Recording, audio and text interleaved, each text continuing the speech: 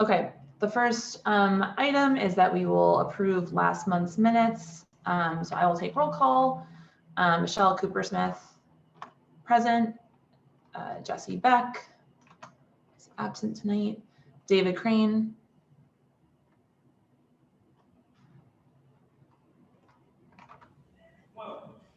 David Crane. Thumbs up? Yes. Okay. Thank you. Herman Hewitt. Here. Ellen Liu is absent tonight. Alex Militano. Absent. Paul Cieros. Here. Thank you. All right. Thank you, everyone.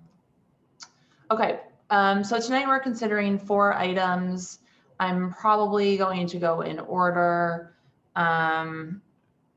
starting with number 2, Broome Street Bakery. Are the applicants in any of your representation here? Please, you can unmute yourself. Michael Kelly representing the applicant. Hello. Hi, how are you? Maria? Unmute yourself. Hello. Hi. Okay. I'm just going to drop the link to this application in the chat for everyone if they'd like to follow along. I'll hit the top points. Shall I go ahead? I'm going to start and then I'll give you a chance. Okay, so this is a request for an alteration of method. This is currently licensed as a wine beer space, change of method of operation, closing at 2 a.m. every night, asking to operate as a wine bar at night. I believe it's currently licensed to operate as a bakery until 12 a.m. all nights. This is not, just to clarify, this is not a request for an upgrade.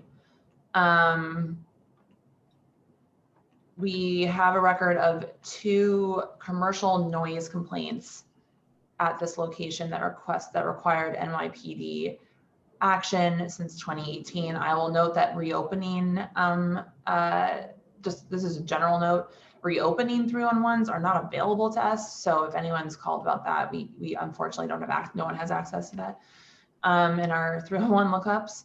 And I will say that we received a petition with signatures and support from residents of the building.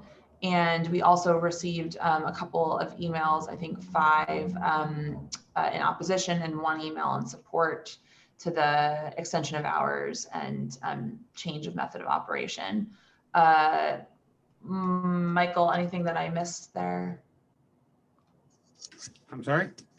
Anything that I missed in that summary? No. Okay. I'd like to go through it a little bit.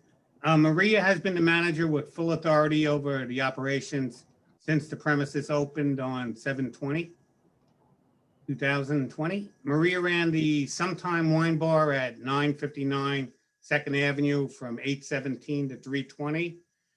And she was a sommelier at Lazerini, which is located at 363 West 16th from 9:15 to 8:17. Maria has brought her concept to this place. She's working towards buying the place from the owner and wants to feel confident doing so because she'll be investing her life savings. She wants to find out if it will work with these later hours.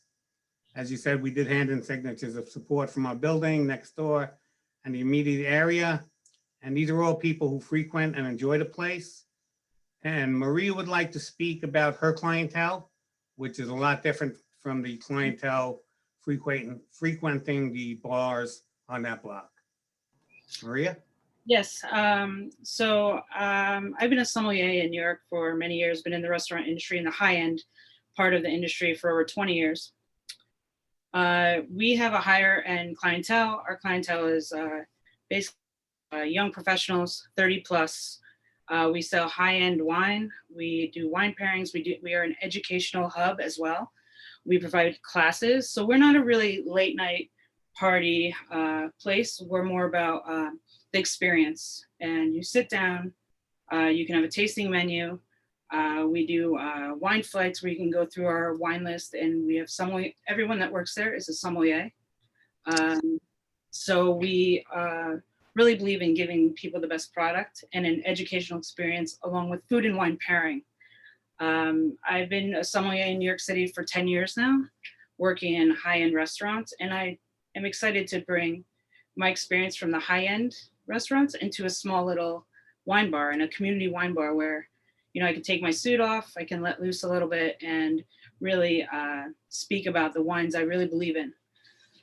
So this has been my dream and my concept for many years. I studied hard, I got my certifications, and my wife is actually in the kitchen with me, and she's a chef from fine dining restaurants all over the city, from Del Posto, Gotham, Fleming, Asiat. She was the head chef there, and she's been written up multiple times.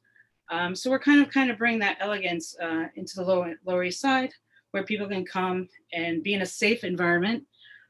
We are very safe for women.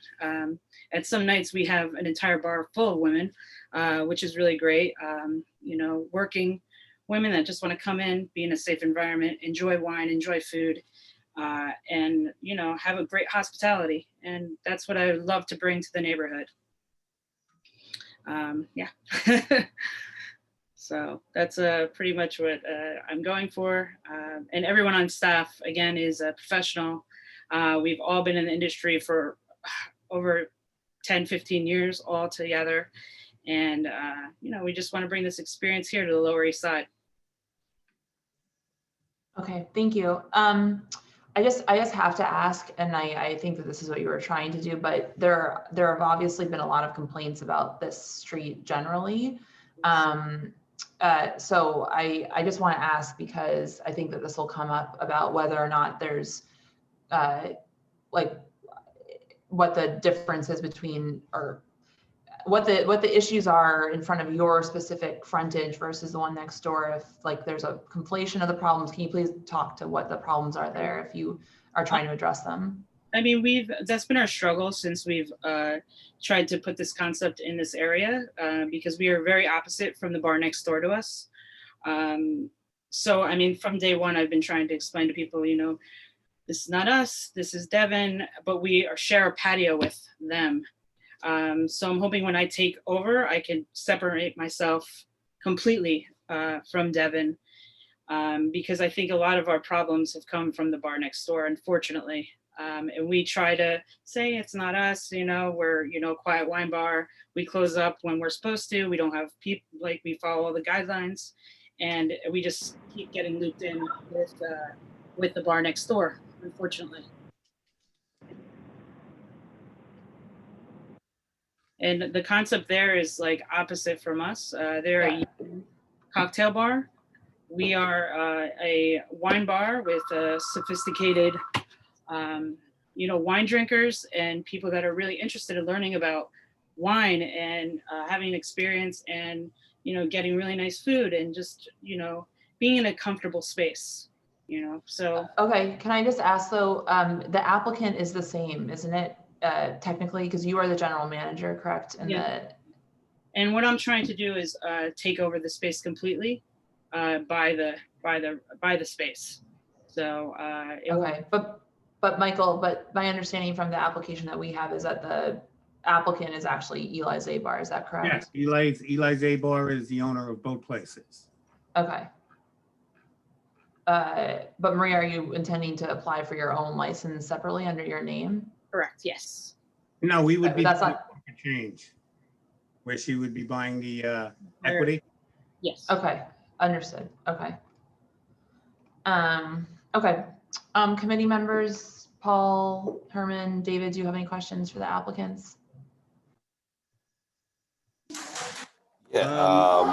Go ahead, Herman. Okay. Go ahead, Herman. I'm just trying to say, I appreciate the understanding of your business, because my problem is that we have a lot of people who step up here requesting license of one type or the other, and has no concept or or understand, they might understand how to run a restaurant and stuff, but they cannot explain to us who has to make a decision, what their real intentions are and how their business would be run and how they affect the community. Okay.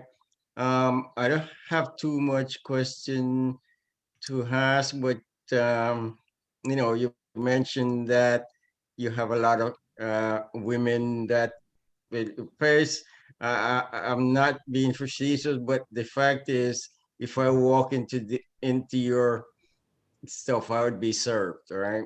100%. Okay. Welcoming everyone. No, I just do that because when you start to select stuff, people try to say, so I'm not included, Yeah, you know what I mean. Absolutely understand. We are all inclusive. I mean, yeah. So Michelle had mentioned those things that are happening. I just want to know that the problems that was there and the problem that is you said is caused by your next door neighbor is something that the neighborhood will not have to deal with. Absolutely not. I can assure you that. No, I mean, again, we have established ourselves where we have our certain clientele. We are big in the community. We have a lot of sommeliers coming in, a lot of chefs that come in and frequent us, and a lot of just people that want to really like sit down and relax and not be hassled with, a lot of noise and a lot of chaos. We're very structured, I have to say, establishment. What will your menu be like? So right now we're focusing on seasonal small plates paired with wine, which will be changing. And we also want to focus on having tasting menus. Also bringing in winemakers to do wine dinners with the winemaker winemaker there, explaining the wines, why we're pairing with the food that goes along with these wines. So we have a lot of, as soon as we have to go forward, we have a lot of interesting and fun ideas that we can bring to the neighborhood. Currently, we're doing a lot of wine classes, which is really fun. It's really interactive. People really love it. And it's just a wonderful thing to really, have the guests sit down. We go through 4 different wines, little taste, and we pair them with a different food item off our menu. And people really respond to it. And they really, they see our passion. They understand it. And we're also a wine bar that's not pretentious. So they actually understand what we're talking about when they're sitting down with us. So we've had wonderful responses, and I feel like our concept can keep growing and growing and growing. And I'm excited to show people what we can actually do in this neighborhood. So. Thank you. Herman, actually, thank you so much. Susan, do you want to just weigh in on something quickly? Yeah. So we require the applicant to be at the meeting. And my understanding from what you said is you are not the applicant. No, I'm currently the general manager. But the applicant is the one responsible for, making decisions and doing everything, and he's not here. Eli is sick and could not attend. And at this point, Maria is the one with full authority over the place, making all the decisions. He pretty much has nothing to do with it. He's just letting her do this, and she's been doing it since last July to see if she's going to buy the place from him, because the bakery was not doing that well. Okay, but Michael, the applicant's supposed to be here. I know, and unfortunately, he can't. Susan, what do you think? And if you want to hold it over, we can hold it over. But Maria will be coming back and basically giving the same spiel. But she's actually the one running the place. If there's stipulations, he would be the one that would sign them? Yes. And then she could re-sign it when she takes over. Or we would be coming back to you anyway once she does. And it's unusual. I mean, you have to make the decision. It's unusual. She's basically, complaining about the place next door, which is also owned by him. I know, but that's the whole strange Yeah. thing. She's complaining about the owner who's actually the applicant for this application. Yes. Hello, can I come in? Oh, sorry, Broome's gonna mute you. So I don't know, Susan, I mean, this is, I mean, it's your did he decision. come, do you remember if he came when they originally applied? I wasn't on the community board then, I don't think. I don't remember. I mean. Michael, did he come to the original meeting? I know, we had an administrative approval on it. Oh, okay, because it was at 12 a.m., yeah. So did you?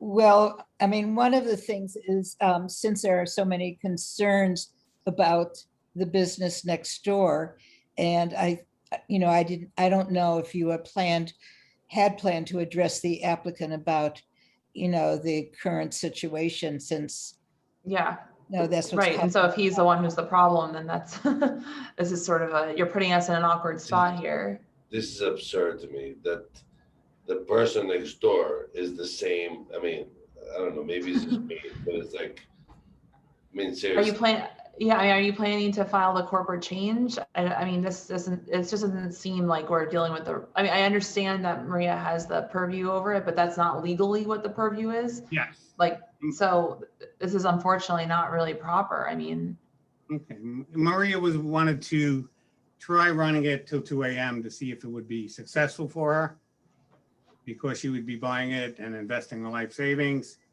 I understand about Eli not being here.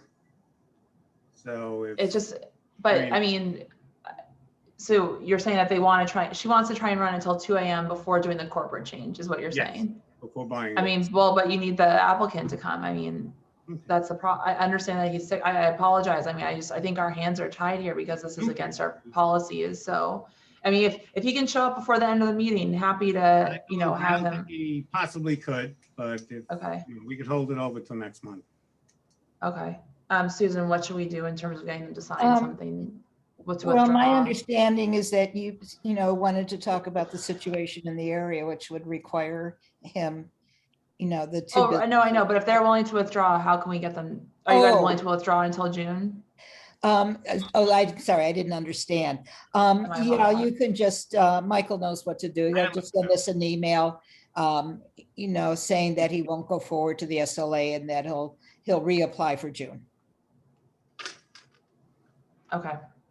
All right. Michael, Maria, will you commit to that? I apologize. It's just, this is our policy, so we can't really make exceptions, especially for No, what's I understand. problematic. I just found Okay. out today when I tried to contact them. Yeah, I Okay. mean, before you apologize too much, it's also, they should have, asked and said, we have a Yeah. situation, the applicant can't come. Exactly. Okay. Okay, so, That's their game. okay, sorry, someone's unmuted themselves. Okay, all right, so Michael, you'll send us that email, the office Yes, will I get will. it? Okay, all right, thank you, and so for everyone who came for that, you'll come next month, if you Okay. can make it, hopefully. All right, thank you, Maria. Thank you very Thank much. you, Michael. Thank you. Okay. Perfect. Okay. Michael, I know you're also here for Cinema Paradiso as the applicant for that one here. Yes, Okay. it'll be Marcello. Now you can unmute Marcello. Marcello, unmute. I don't see anyone named Marcello. He's under Kristen Toro. Yeah, Oh, okay. Oh, okay. okay, hi, how are you? Hi, all right, hello. Okay. Okay, hold on one second. I'm just gonna drop the same thing, drop the questionnaire into the chat.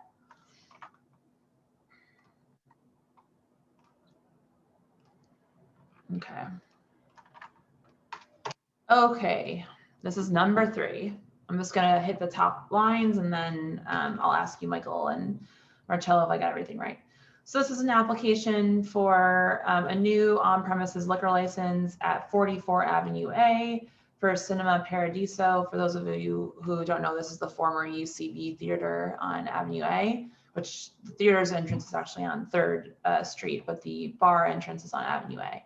And this is an application only for that bar space on Avenue A. The request is for hours of 12 p.m. to 1 a.m. all nights.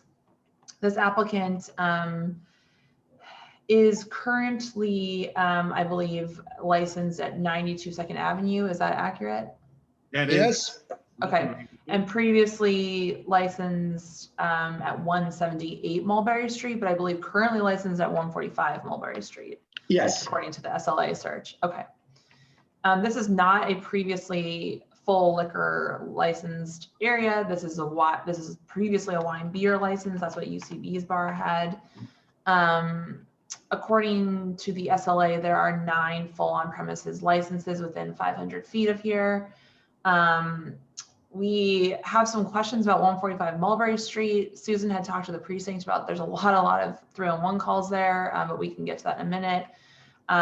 There is a petition against this application that I received this evening that has 6 signatures on it. My understanding, Michael and Marcello, is that this application is only for the bar space, correct, on Avenue A? No, it'd be for the bar space and the theater, and they'd only be using the entrance on Avenue A. They wouldn't be using the 3rd Street entrance. Okay, because that was not clear from the application. And also I think that the owner gave an interview earlier today that said that he hadn't decided if he was going to sell drinks in the theater. So in the application, it only said like a couple of tables, I believe. I don't know, Marcello, if you wanted to expound on that. yes. I mean, this is a big decision for someone like me that's been in food business and liquor for the last 30 years. And I do have like all the background regarding cinema, been working for the last 20 years with the production in Italy and working with also for film director like Abel Ferrara. And, you know, it's basically the dream of life to do something that always love, which is cinema. And the idea is to save this cinema was also an idea to do something that in this moment all we need, which basically recreate a space where it can be a think tank idea, which will preserve cinema and will create with independent film festival that I follow all over Europe, you know, connecting with the film director that produce film in Europe, and they have a space where basically they can show their film due to the fact that the distribution of all the film, you know, not allow them to have a voice, you know, in a city like New York.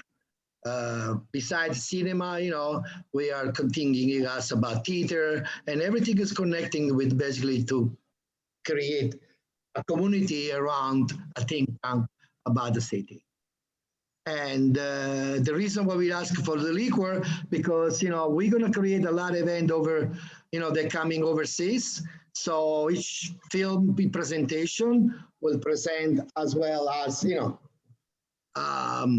manifestation. So we need also basically to make some money in order to support all the idea. So that's why we're asking also basically to, you know, to have a legal license on place in order to, you know, to be able to serve food and liquor when there is a manifestation of this type. And, you know, to have like a menu, which is basically a menu created of you know, of a small snack, which combine the culture of the, you know, Italian, French, Spanish, you know, tapa style. Okay, so are you planning to do renovations in the theater? Like that? No, you'll only be using the avenue? The idea is to keep to preserve the idea of the 70s of the theater.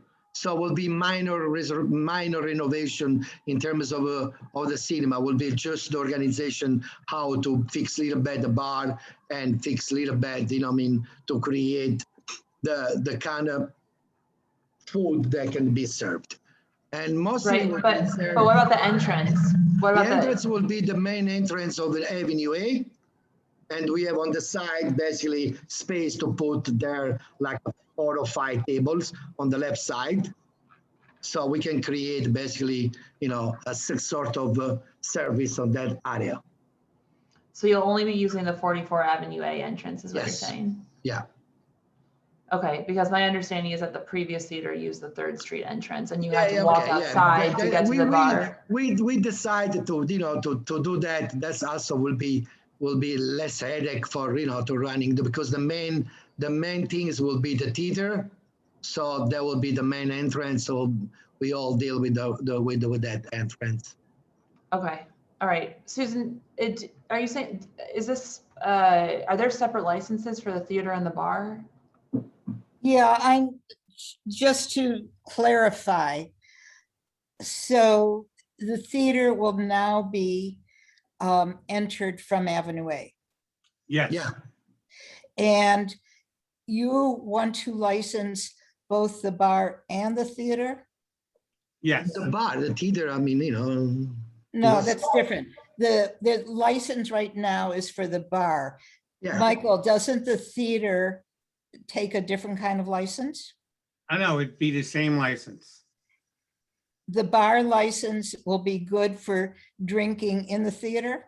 Yes, it would be included in the application. The entire floor plan would show the front with 6 tables, 24 seats, and a 10-seat bar, and people would be able to buy a drink and bring it to their seats with them. So there would not be served in the theater? Would you be serving in the theater, Marcello? Because that would probably be disturbing. We're looking at different formula because now in Brooklyn there are 2 theaters that you can bring your own food and watching the movie. So we don't know at the moment if we'll go for this or for that. But So I've been in that theater in Brooklyn. But I don't see how you could possibly say this application includes a theater when you don't know what you're doing in the theater. no, the movie, the theater, we have very clear idea of what we're doing. The concern is also is that I saw prototype like those movie, those cinema, and so I say maybe it can be the idea that instead, people would like to go in the movie and eat something and then watching the movie can not be a bad idea. But at the moment we just, thinking the main area service will be the bar and the tables that we are on the front at the moment. So the people buy tickets for the theater, Yeah, where? we buy the tickets of the theater around the front. Most will be online. Most of all our offer will be online because it's a 90 seats theater. So Okay, we will. I know the theater very well from when Phil Hartman first built it. Yeah, most will be online. Before we do an event, we'll be advertising 3 months before, 2 months before. Everybody will know it's like mostly, 90 people. So the things we do, we will do a lot online. So you're saying there's going to be lines outside? I'm sorry, I didn't hear you. No, he's selling his tickets online. Yeah, like, Oh, mostly. selling the tickets online. I got you. Yeah. The reason Not I'm online like asking New York is- online. The reason I'm asking is because previously 3rd Street had a little lobby and they sold tickets there. That's what I was trying to clarify. Yeah, no. We will work only on the Avenue A, and then we wouldn't have a problem to sell the tickets because for the things that we imagine to do that online will be more than enough. And we Okay, need to know before how many people are coming, so we will concentrate all online. so it sounds like, then to clarify, this is to license the bar and the theater, but at this point, they're not serving in the theater. At this point, you can buy a drink in the bar and take it to the theater. Yeah, Okay. So that, So this is a little unclear from the application. So that's why we're trying to figure it out. so I think that clarifies that part of it. Michelle, Okay. Susan's right. They need to have a plan. They don't know which way it's gonna go. at the moment, I was clear. At the moment, we sell only at the bar the drinks. At the moment, so that's our plan. Is very clear. If we can add the theater in the future and it's possible, fine. If You not, mean service and you mean like waiter service in the theater?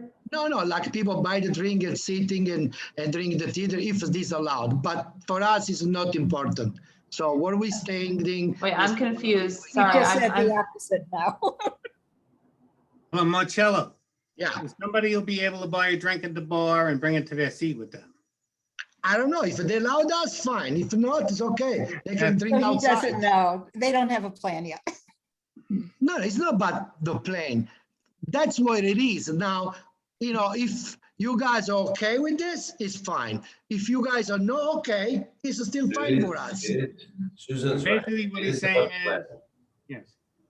There's Okay. not an opposition to drinking in the theater. That's Okay, not, so we that's don't do not that. excuse me, that's Yeah. not the issue at all. The issue is exactly what are you applying for? I'm applying to serving drink at the bar and the few tables that we have. And that they take it into the theater. Not necessary, depends if we were allowed or not, but I think. at the do you moment- want that? Not really, I won't like that, but, you know what I mean? I think. So think we're that- back to a separate bar. Is Okay, then we, it's like a church for me. It's absolutely silent and enjoy the film. So now what we're saying is people are gonna I drink in the see. bar before and after the Yeah, theater. on the break, whatever, when we do a play as well, you know. Okay, so Susan, all right, okay, all right. Okay, committee members, do you have any questions for the applicant? I think Susan said it the best. Okay, David, anything? Well, it was kind of minor, but I was curious, the food prep area is only connected to the bar area through the theater. No, there is another room right next to it. Okay. Before you get inside the theater. It's a pretty large, small room, and we can prep there. Food won't be a big deal because all the food will be basically cold food. Okay, All right. okay, all right. Okay, well, Herman, do you have any questions or can we go to community? Well, I have Do community. you want to go community or community board, Susan? I want to do, I would like to talk about his adverse history in another Okay. area before we go to Yeah, the please, community. please go ahead, please go So ahead. I have to explain, I live across the street, but I'm also the district manager. So I'm trying to separate the two issues. So first, I'd like to just speak as a district manager regarding your experiences in your other businesses.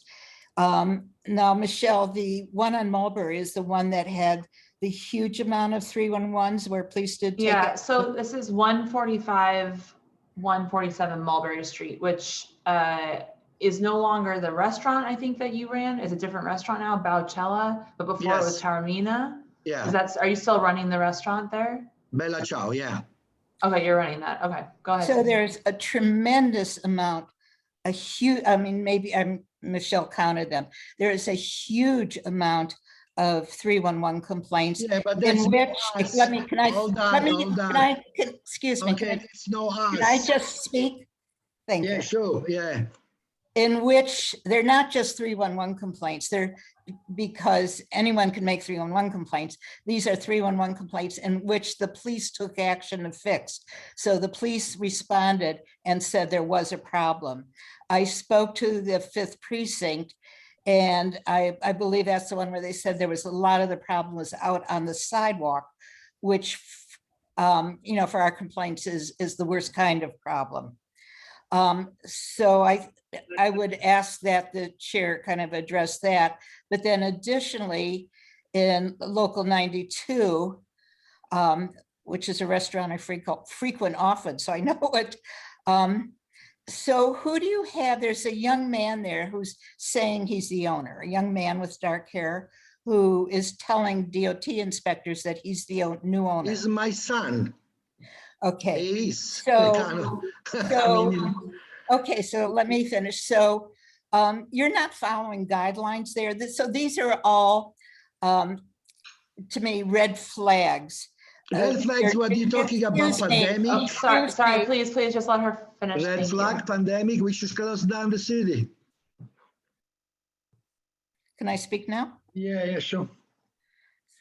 Okay, so, so the local 92 is not following the guidelines. DOT inspector was there yesterday and gave a 24-hour notice in which your son said, well, I'm the new owner. I didn't know what I was supposed to do, which makes it sound like it wasn't an experience. Well, there was only regarding about the plant. I mean, when you know, I don't think you're going to do all this dust to create a bad feeling about this concept that has nothing to do with the restaurant operation. It's just an love or art, and you can follow up with other people they are online after you that tell me who I am and what I do in my life. So that complaint was just about the plane. They stay a little bit on the side of the bike. I discussed with my son yesterday, and we moved the plane inside. So, the biker could running more things. This doesn't mean don't complain with the DOT. I really don't appreciate this kind of bad mount by my 30 years of experience and how we had a problem with the COVID and how we resist as heroes of serving food and don't hear this as very small, complaint after 30 years of clean records on my legal license. That's all I want to say. Okay, so what I am doing right now, this is my job. What I am doing right now is my job. The complaints, the kind of complaints that we're talking about are actually very prevalent on many places in the East Village, but to the residents, they're of great concern. And to the community board, when we look at the record of an applicant, if they have other places, we are always very, very concerned with whether they follow guidelines and how they operate in their other businesses. Do you look at the last 30 years? Sorry, sir, we can't keep going on like this. You can't, I apologize, we just can't. Thank you. Okay. Susan? So there was a couple of issues with Local 99. One is, Local 92. I'm sorry, Local 92. One is that they don't follow the COVID guidelines about having the attachment 50% open. The other is the bike lane, which happens to be a really important thing. So that is all I am going to report as the district manager. I would like, the committee and the chair to deal with those issues. I will speak separately as far as the history of the location as a public resident. Okay, thank you, Susan. Yeah, so just there were, we learned that there were 32 commercial noise complaints at 145 Mulberry Street. Can I clarify this? Can I just finish? This? With because I want to clarify about this. It's not about us. This is not, sorry, sir, this is not helping if you're going to interrupt me because I am the chair of the meeting. I am running the meeting. No, I'm sorry. Okay. Okay. So what I'm trying to say is there were 32 commercial 301 noise complaints with NYPD action necessary since 2018 at 145 Mulberry Street. And we only take into account 301 complaints where action from NYPD is necessary because anyone can call 311. But if there's a problem observed that requires correction, that is what we count. So that's what I'm going to say. If you'd like, please go ahead and explain the situation there. That would be helpful. Thank you. Okay, basically this is a period of time that there's a reopening of the COVID. So we talk about June, July, September, 2 months that Mulberry Street become basically a live concert. And we were not doing a live concert, was basically across the street, we're doing a live concert. So the people that called 911 was in our building. We have the perspective that we were doing the live music. Instead, there was across the street restaurant that basically made a live Friday, Saturday, every single night. And we incurred on this, no sense that, it was telling us to the police, because all the time the police was coming there, we'll find nothing. And then he will say, listen, this is not us. Yeah, but the phone call came from upstairs. So this created basically, we are not known for 10 years. We've been there for any noise, any problem. You can check the records. It's just this 2 months that Mulberry Street become, you know, like basically the startup of life after COVID. So if you want to give me a judgment about my operator in the last, we're not trying to judge. We appreciate you clarifying. I understand that Mulberry Street was kind of crazy, and I will agree that most of the complaints were in April and August of the past year. So, okay. All right, anyone from the committee have any questions before I think there's someone here from the community that wants to speak, so. Okay. All right. I would like to hear, on the other hand, from Susan. Yeah, I'll get to her, Herman. Okay, the first person I see is Carl. Carl, would you like to go ahead? I'm gonna time you on my phone, okay? Okay, thank you for allowing me to speak. I've known Marcello for many decades. And those who do not know, I have to say that he ran multiple restaurants in New York City, mostly on the Lower East Side, successfully for decades. So now he's coming forward with a proposal to open a art theater, an international art theater, where people... Carl, qualify yourself, say who are you, because they don't know you.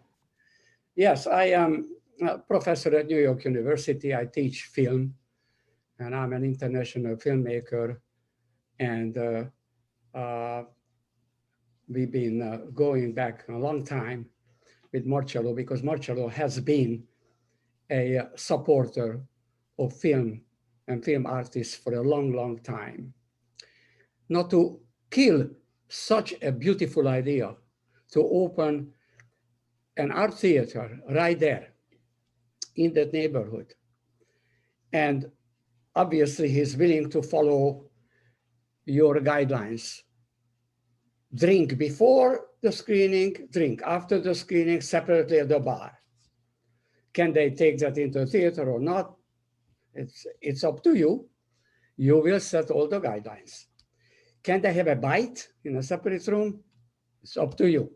But with all of these, I'm begging you, do not kill, do not murder an idea that is a beautiful art film theater, that is a great cultural gem for our city. And I know that our students, many of the NYU students, live in the area. We also shoot films there all the time. We're very active there. There is a built-in, highly sophisticated motion picture appreciative audience there. And this actually lifts up the area on an international level. Great filmmakers can come in. We also will do festivals. That interestingly enough that you mentioned that we discussed with Marcello that I currently ran quite a few environmental protection film festival. Okay, thank you, Carl. And my closing statement, we are planning to do an international environmental protection film festival, bringing all the films that might address all your issues, whether it's noise or whatever.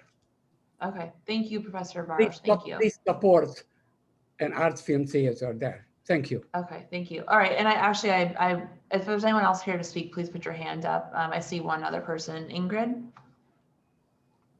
Hi, my name is Go ahead. Ingrid Jean-Baptiste. Can you hear me well? Yes, go ahead. So I'm here to also support the idea of Marcello. My name is Ingrid Jean-Baptiste. I'm the director and founder of the Chelsea Film Festival in New York City. As you can tell, Marcello is very passionate about that idea. He might have some trouble explaining, being clear and interrupting people, but I know his passion and his love for cinema I've known him for the past 10 years, and I've met him at the Cannes Film Festival, and his idea is really to bring Italian films to New York City and also more international work.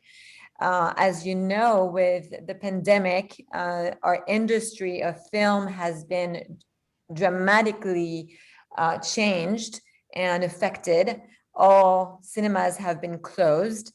And so I think that his idea of having, it's a small theater, it's 90 seats, would be great for the neighborhood. So not only, and it's across generations, it's great for the community, it's great for kids, it's great for adults, it's great for the elderly people who are in the area. And his idea of the bar is mostly for revenue purposes. So he already has like three bars. It's not that he wants to open another bar. He's really passionate. He's a film producer himself. And as he said, he's been working with Abel Ferrara, who is a very, very well-known established filmmaker in New York City, originally also from Italy. I've met Robert De Niro through Marcello. And so I know he's going to hopefully run this very successfully and in a manner that will be respecting the rules of the neighborhood. Being again in the business for 30 years in the restaurant business, I think that we can give him a little bit of credit for that. Okay. Which is Can you all wrap it right. up, Thank please? you for listening to me. Thank Okay, you. thank you, Ingrid. Thank you. Anyone else from the community? Susan, do you want to speak? Yes. Oh. Hello. Yes, I want to Hi, okay, speak who is this? Can you for identify? Marcello. Hello? Okay, Yes, can you my name identify is, yourself, please, and go ahead? Yes, Anthony Saunders. I am a professor of finance at NYU, and I've known Marcello for over 30 years. In fact, I first met him at the Anarchy Cafe, which was on 4th Avenue back in the mid-90s, where he was running a festival every night with variety of film, arts, even the things like tap dancing.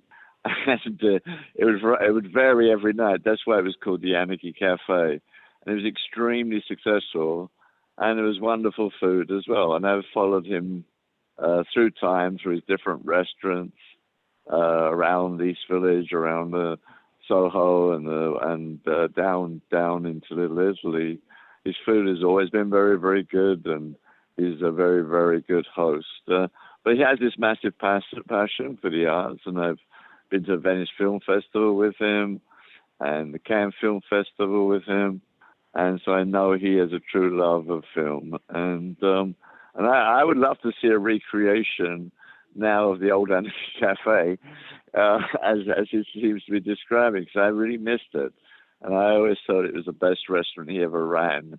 And it was just the times had changed. But I think now the time is exactly right to bring it back. And I think it'll be hugely successful, especially as the East Village is developed. I just really would support this. So I thought I'd say a few words on his behalf. Thank you very much. Thank you. Okay, Susan, do you want to go ahead? Sure. Now, speaking as a resident impacted. So there have been two theaters there. The first was Phil Hartman's, the second was UCB. Everyone always loved all the theaters. This is not about the theater. And traditionally, Community Board 3 has always approved licenses for intermission, for drinking at intermission. Speaking for the people, well, I don't, only a few people signed the petition because I didn't do it till yesterday. But I will tell you, this is not about drinking in the theater. Drinking in the theater is fine. Drinking intermission is fine. The problem is the experience we had with the last bar there.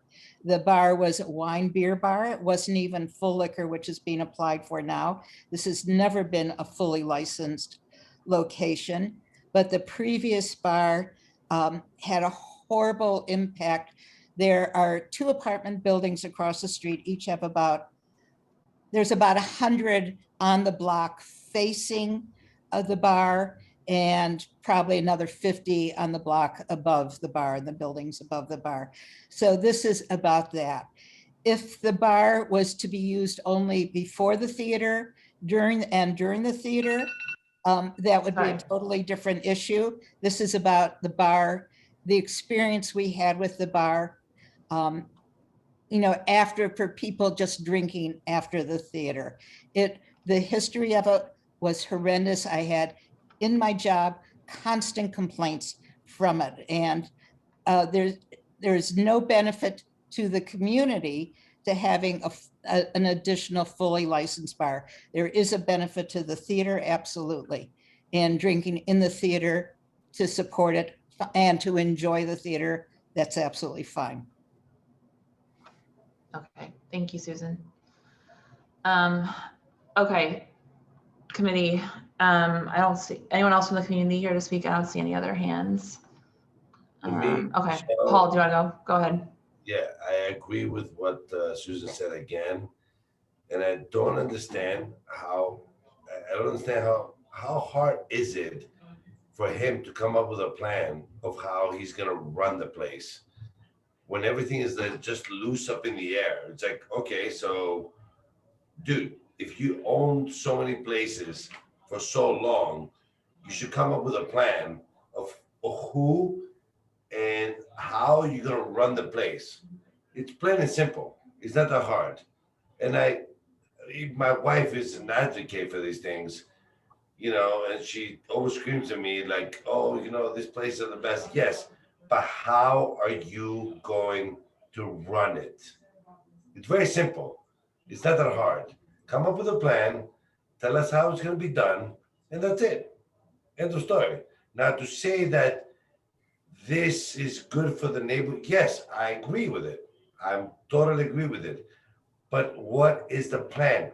Who is actually going to run it? You have so many complaints at the other place. Who is going to run this? So that's how you have to answer this.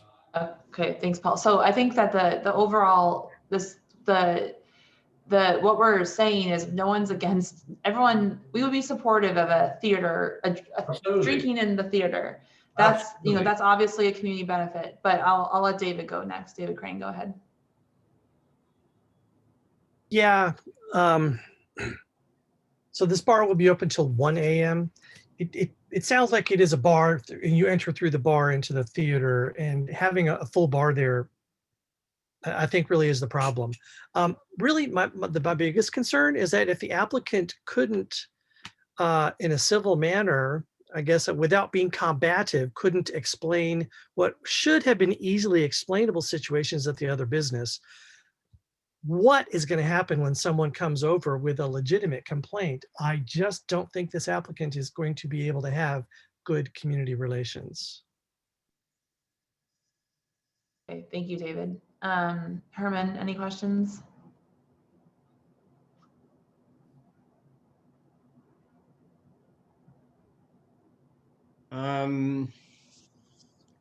No, David said it. And that is my problem, and that's why I mentioned back to the young lady before about, even though she wasn't the person who was applying for liquor license, was very articulate in stuff, and you could understand it. I get real confused when somebody say, anything you tell me to do, that's what I'll do. I mean, that's not your plan. My idea will never be the idea of the applicant. It's totally different. If somebody comes into the theater, stuff and order a drink, and they wait until the movie starts or the play, fine. While the play is going on, you might order something else. At the break, they will order stuff. When the theater program is out, then people leave.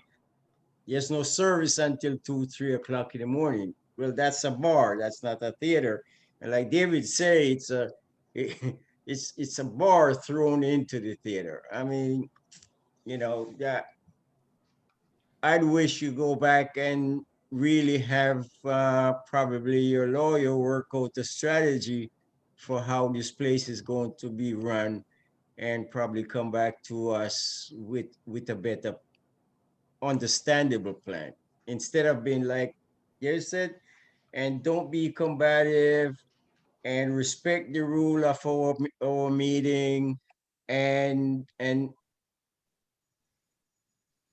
knowing that we have only one chair of our committee, and people should understand that it's only one chair of our committee, and applicants should be cognizant of that at all times.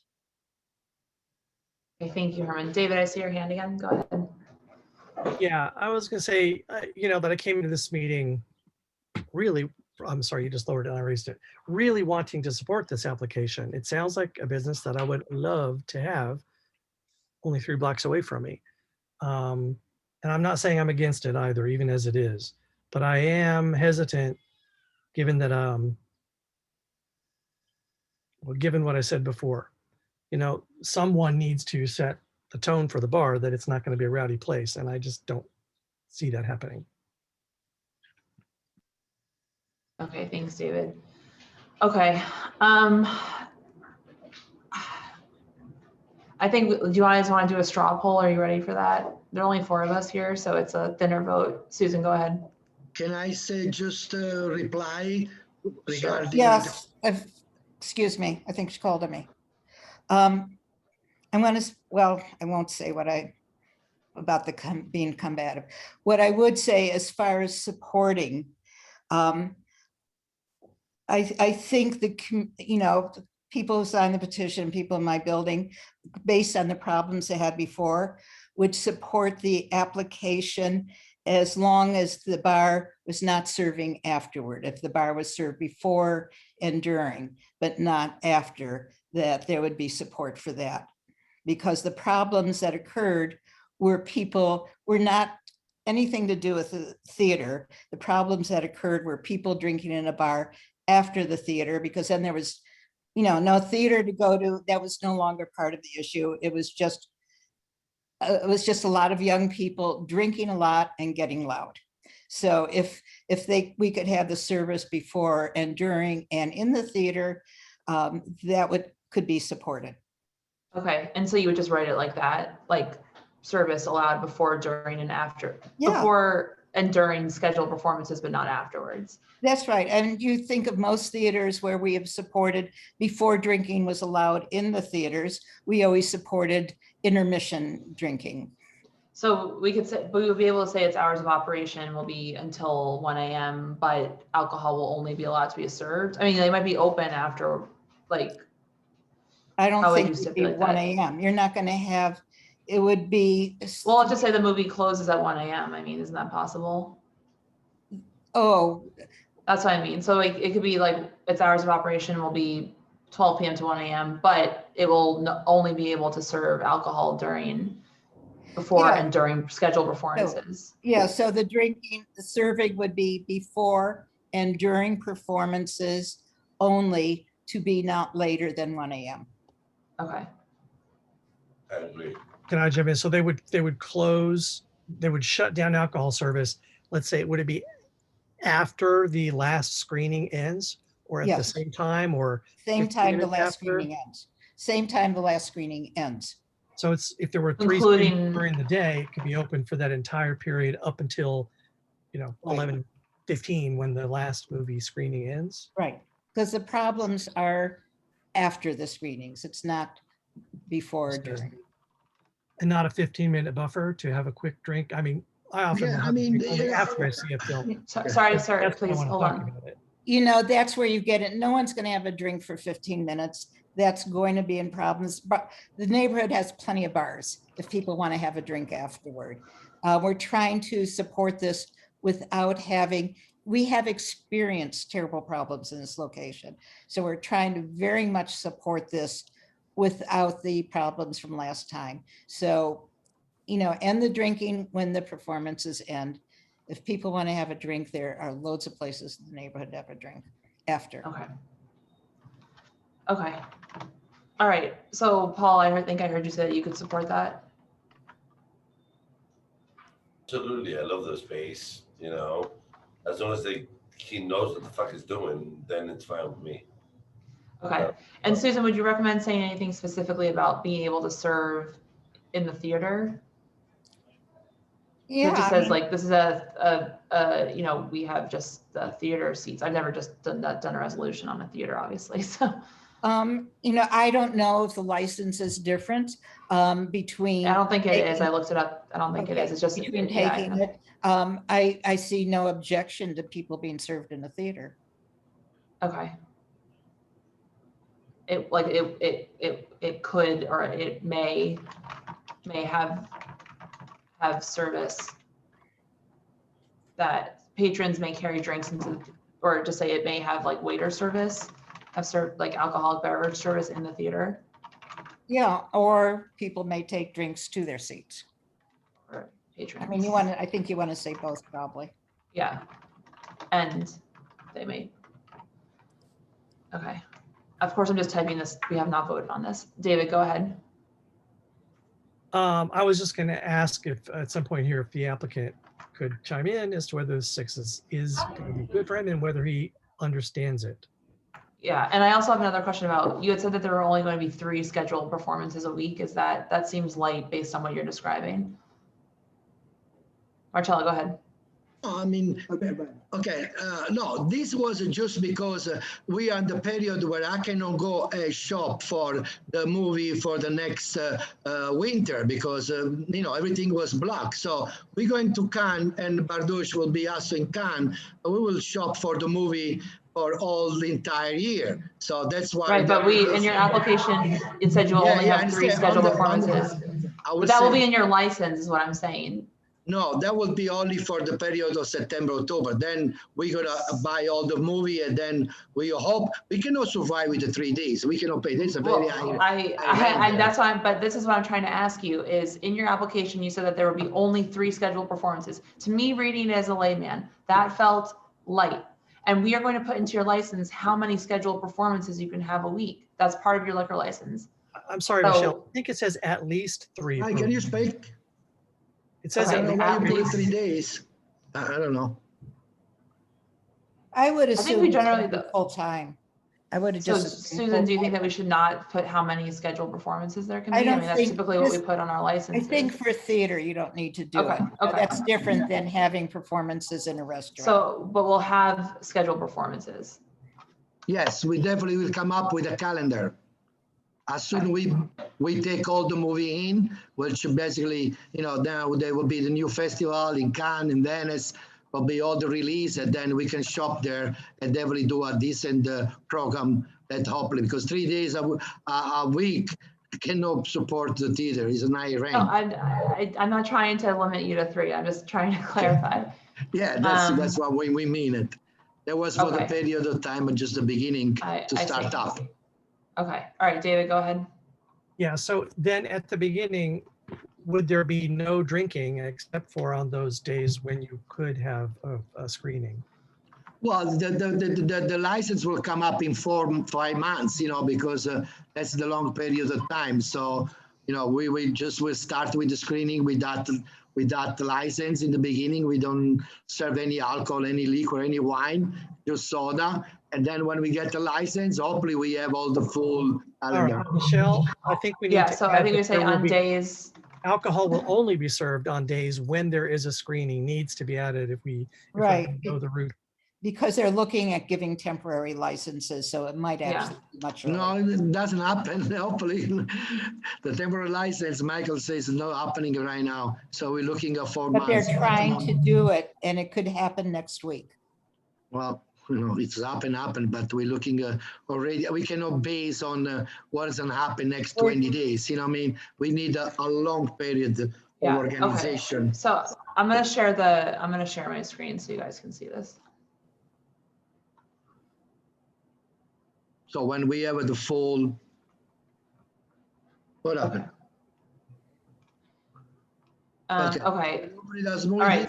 Okay, Marcella, we're gonna discuss as a committee now. We'll ask you if you have any questions. Committee, can you see this? Is it big enough? yeah, I can read it. Committee, you're not on the committee. David, Paul, Herman. I read it. Okay.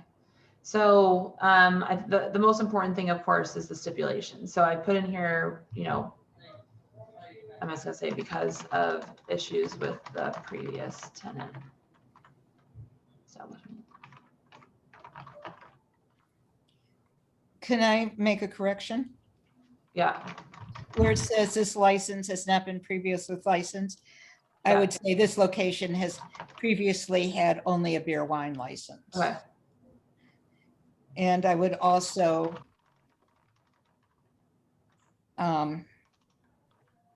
put in something and something about, or maybe you have another one. I would want Which one? something about the location was a problem location with the Yeah. previous So bar. and 6 residents of the building across the street signed a petition against the application because of issues with the previous establishment. The Upright Citizens Brigade. I would say with the previous bar because we didn't have problems with the theater. Okay.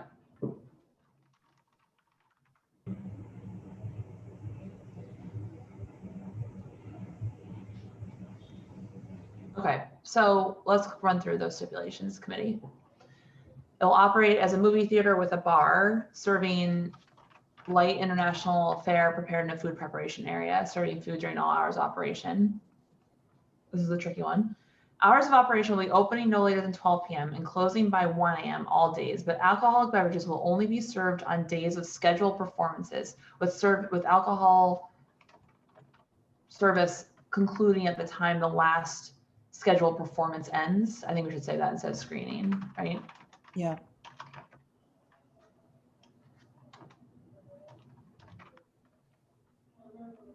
Is that too, but maybe the last, what if it's not scheduled? What if he just has like And you might say performance after ends?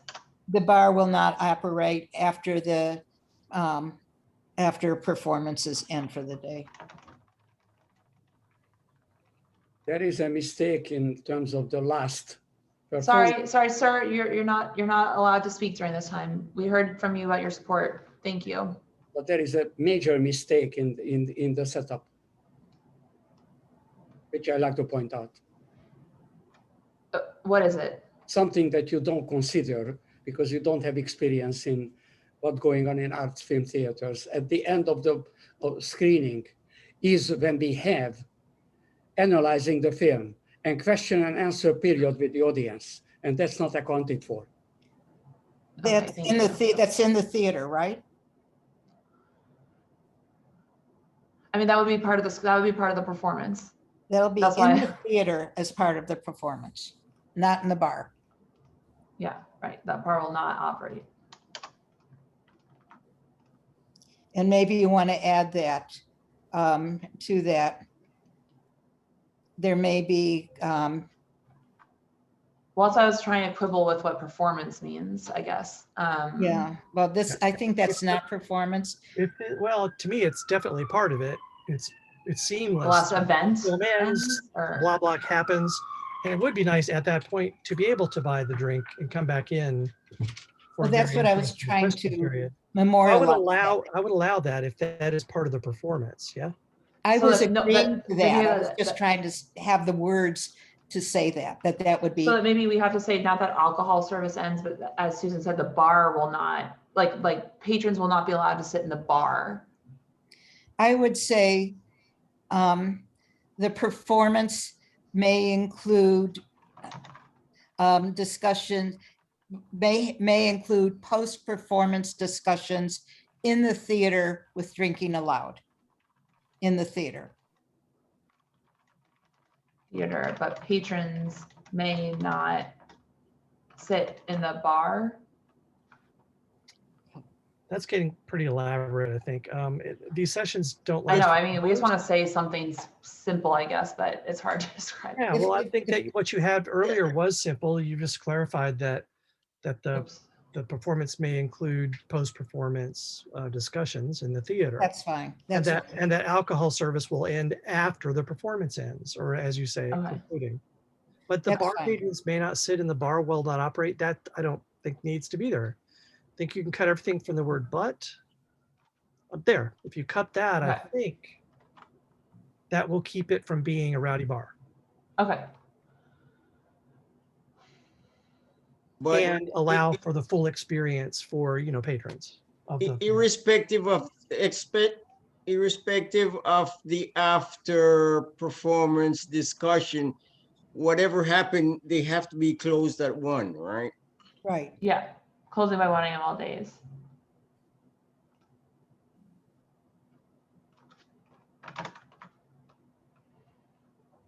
That is something the applicant does need to understand, that 1 a.m. closing is hard for the full business. It's a hard closing for the full business.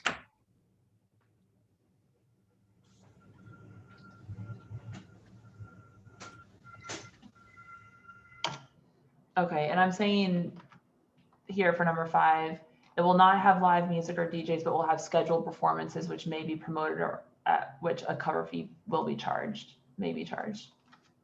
Well, Yeah, they can have tickets and cover fee on Avenue A.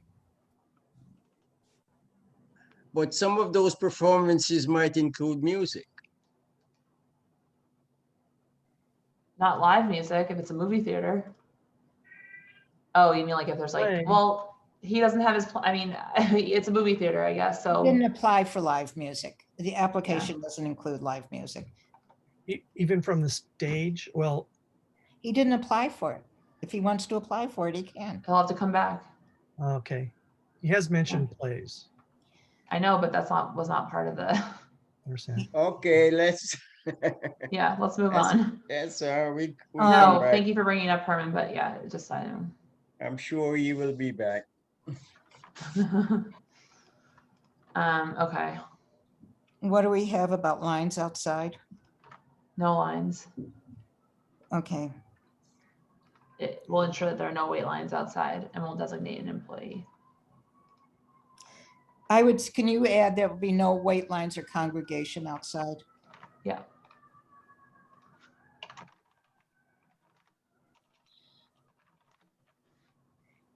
And I would like to ask for one more thing.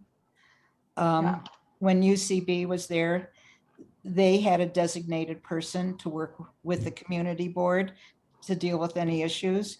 And I would like to have a manager or someone be designated to work with the community for any issues.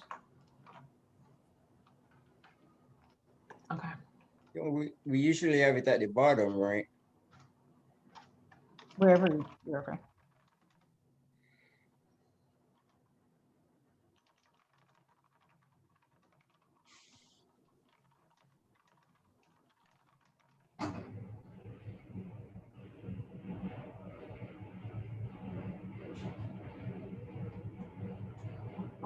Okay, is that our Susan? Yep. Let me go back to number 2 and just, Michelle, I think if you break that into maybe 2 sentences, possibly 3, there's too many with dependent, whatever kind of clauses. I can't read the grammar.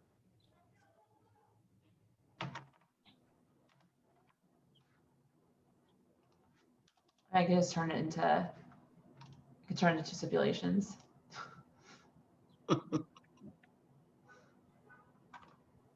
What would make you feel better, David? Well, the last with clause doesn't belong there after the previous clause. There's an and then a with, but only served with, and the performance may include discussions with drinking allowed in the theater with alcohol service concluding at the, I don't know, it's just like, maybe grammatically it's all there. Or maybe a period instead of the comma and, period. Alcohol service must conclude at the time of the last performance ends. And that will really kind of emphasize it. And now I'm not confused. Okay, there you go. Okay, now this is a reminder for me to put this in the stipulations form. Okay.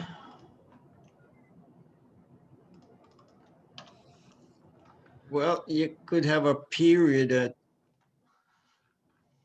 Where? You could have a period that's days with scheduled performances, and then start with the performance may include. There you go. Okay, teamwork. Thanks a lot. Sorry for being a nudge on it. No, but you're fine. this You're was like fine. the important clause here. Okay. All right. Okay. All right. Applicant Michael, please, I'm going to run through these and make sure that you're before we vote on them, because if you're not going to agree to them, we might change. Okay. So this is a liquor, wine, and beer and cider license. You will operate a movie theater with a bar. You'll have less than a full service kitchen, but serving food during all hours of operation.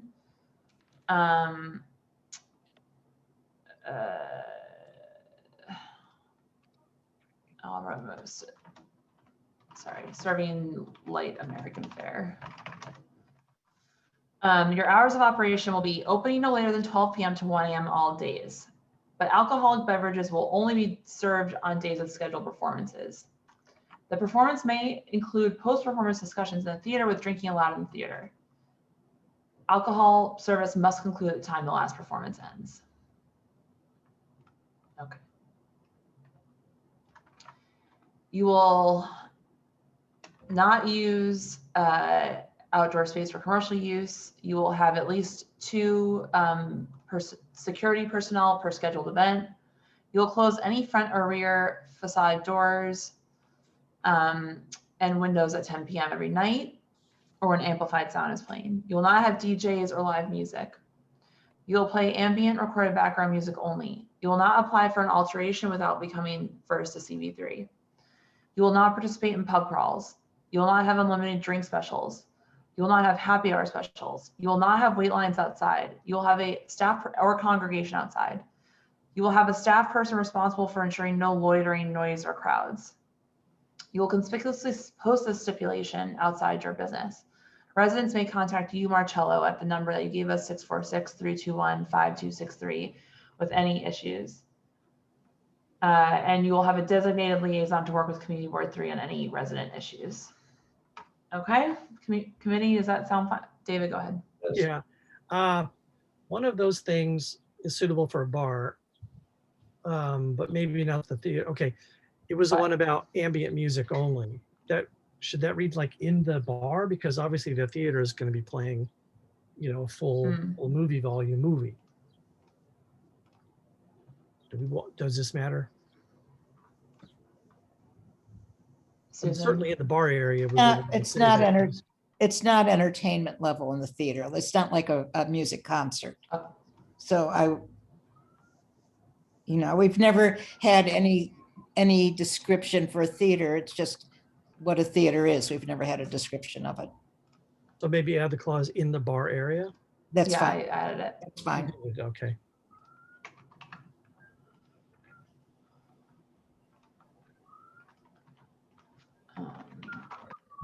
And Michelle, you said, I don't see it written, but I think you read that there's no commercial use outdoors.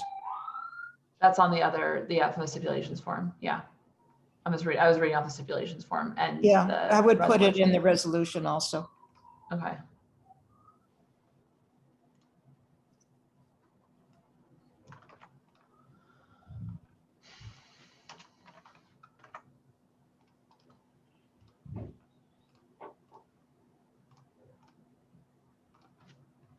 Okay.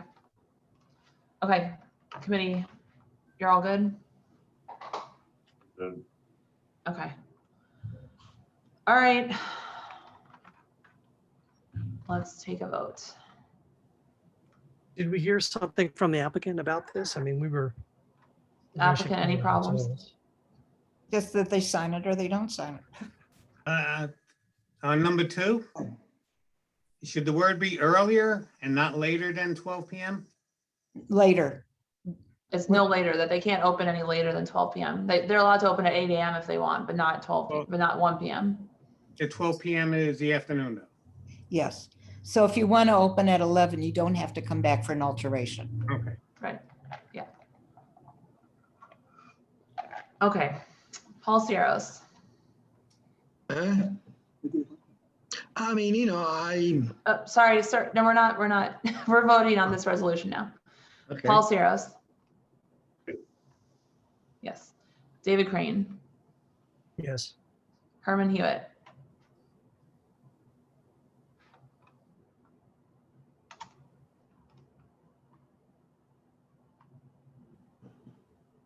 Herman Hewitt. You give me a thumbs up. Or Yes. no? Okay. All right. Michelle Cooper Smith. Yes. 0 no's, 0 abstentions, 0 present, not voting. All right.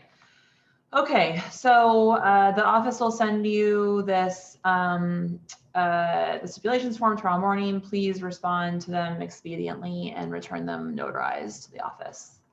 Thank you. And we will be in touch because we'll need a designated liaison also. So. Okay, thank you. All right. Thank you guys. Have a good night. You Thank too. you.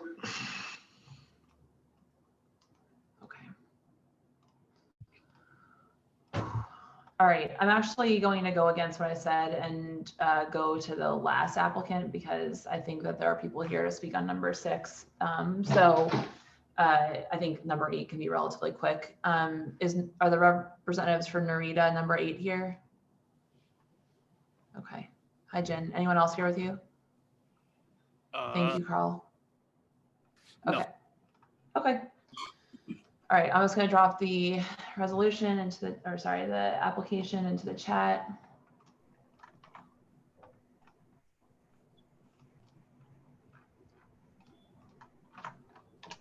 Okay.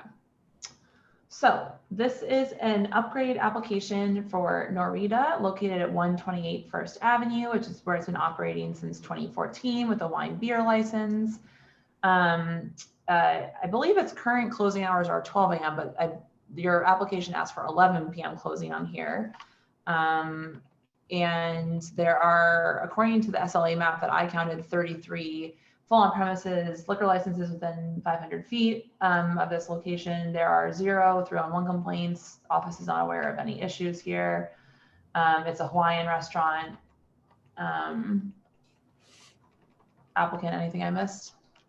Hello, my name is Jin. I'm representing Noreetuh. I've been, I said, about the only Hawaiian restaurant in New York City, and maybe one of a handful of Hawaiian restaurants trying to do something a little bit more than just the poke bowl or musubis.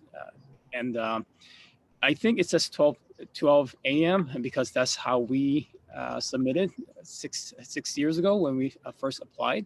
And at the current times, really, we pretty much close up everything by 11 o'clock. So I think that's really why the application went in that way. And you want to keep it that way? 1 more hour. I mean, so my question to you right now is, I will take 12 a.m. If 11 p.m. is a hard closing date because they'll give us some flexibility on that. Yeah. Okay. And okay. I guess I hate to follow Marcelo's. No, I understand. You're fine. plan in place, but that's pretty much how it stands. So we made some transition during the COVID times. We've adjusted quite a bit to make food a little bit more approachable for a lot of different people just across the board. And for a long time, we were only serving beer and wine, but really just to bring this Hawaiian concept into a full circle, we would love to have an opportunity to serve rum-based tropical cocktail. And I know that at first, I thought that wine would be the best thing on earth because that's what I do believe in. I think Maria said it best, she's been sommelier, I've been sommelier, but at the same time, I think you got to give the people what they want. And when they do come to a Hawaiian restaurant, they do expect to see at least some sort of a tropical fare.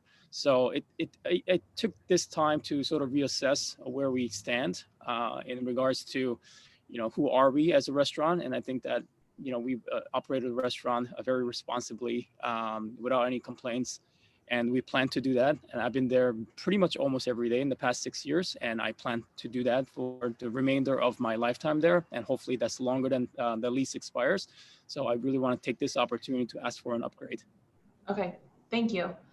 I will say I've been to this restaurant many times, including during COVID. So, and I enjoy wine, but I guess other people would like rum cocktails. So, okay. Anyone from the committee have any questions? Paul, Herman, David? Okay. Susan didn't have any flags on this, please. Anyone from the community here to speak? Oh, Oh, Herman, go ahead. Michelle, so my usual question, I haven't been there, so could you give me an idea of what your restaurant does? Absolutely. It'll be my pleasure. So my partner and I, Chong Chow and Gerald San Jose, we used to work for a restaurant, or we used to work at many restaurants, but we met at a restaurant called Per Se, which is on the Upper West Side. It's one of the premier fine dining restaurants. And we had a dream for a long time of operating our own restaurant. And Chung is from Hawaii. I'm born in Korea, but I was raised in the Bronx. And we always wanted to have our own restaurant. And we felt very compelled to come to East Village. So because of Chung's background, we wanted to do Hawaiian food. And because he cooked fine dining, and I've taken care of many of the fine dining wine lists in my lifetime. So our focus was to elevate Hawaiian cuisine. And Hawaii is really the mixing bowl of all cultures. It is still regional American, but many people think that is Asian fusion. But you know what? Asian fusion is actually correct. But what we do at our restaurant is really bring those elements of Hawaii, add a little bit of New York, add a little bit of French and Italian cuisine, just because that's sort of what Chung has cooked. But he's also Chinese by origin. He has married a Japanese woman. That was his high school sweetheart. So you could see a mishmash of all the flavors.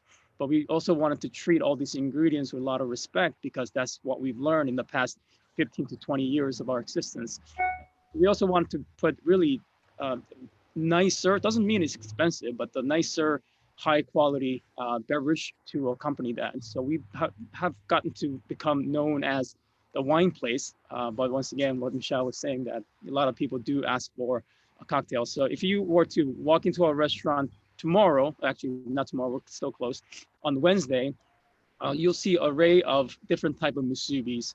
So musubis are virtually hand rolls. If you think about Japanese hand roll, you have seaweed, rice, and you put some sort of protein in there. And it really started as a surfer snack with Spam inside, but we have expanded that menu to include not only Spam, but the spicy tuna and salmon, pork jowl, guida clam, lobster, sea urchin, you name it. We have vast array of it. We also done fried chicken. We do it in the mochiko flour batter, which is the rice flour batter. It is gluten-free. If you are a gluten-free person, you'll love it. It has a marinade of soy, garlic, etc. And then you also find a bit more of that higher end cuisine, such as like sea urchin cavatelli, which is basically our Asian Italian fusion. And you could also see a tray of sea urchin that's featured in there. And Chung used to do a lot more intricate things, but after the pandemic, we tried to make it as simple as possible, but we still do offer quite a bit. So we have appetizers, entrees, but these are all still smaller bites. We just categorize it as starters and snacks and sides and mains. As well. Not to cut you, but thank you very much. My pleasure. Okay, thank you, Herman. I really, it's a good restaurant. I like it. Okay, anyone else from the committee have any questions? Oh, committee, no. No? Okay, Jan, go ahead. Oh, hi committee, thank you. I just want to say that if we are, as community block associations and community board members, going to really support unique businesses, this is a great way to do it, because so often, particularly in the Chinatown area, we get people coming into our area saying that they are worthy of the words community benefit. And I know that Herman brought it up earlier, that we oftentimes question areas that are saturated, what your community benefit is. And if we are to really support worthy businesses, I certainly would support this one. I think that his description of his food is clearly authentic. And I think that we have to show an example of supporting people who are really using the uniqueness of what they're producing in New York and celebrate that. In contrast, you know, it really makes other people who use the words community benefit stand out. So we have to set the bar. I think that this sets the bar very high, and I would certainly support it. Okay, thank you, Jan. Okay, anyone else from the community here to speak on this application? Noreetuh, number 8. I didn't see anyone sign up. I see no hands. Okay, committee, any other questions, or can we go to making a resolution here? Okay, we'll take that as going to a resolution.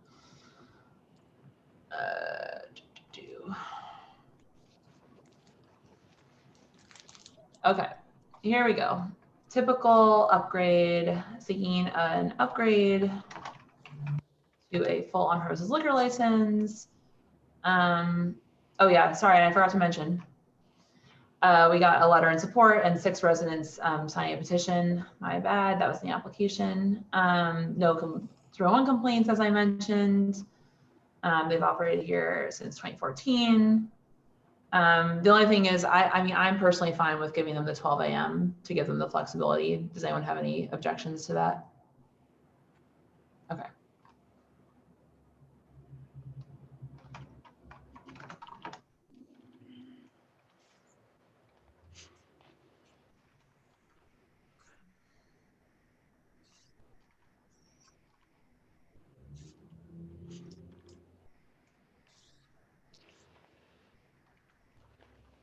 Okay, anything else you guys want to see in here?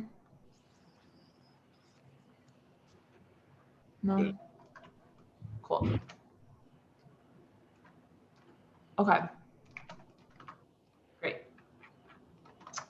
Okay, I'm just gonna run through, Jen, with the stipulations to make sure that they're all good by you. All right, so this is a license for liquor, wine, and beer for a full-service Hawaiian restaurant, kitchen open all times, Monday through Thursday, 4 p.m. to 12 a.m., Saturday to Sunday, 11 a.m. to 12 a.m. You will have a closed fixed facade, no DJs, no live music, no promoted events, no event with a cover fee, no scheduled performances. We'll have, Susan's here, we need to change our stipulation sheet. No more than 12 private parties per year. Right now it says more than 12 private parties per year.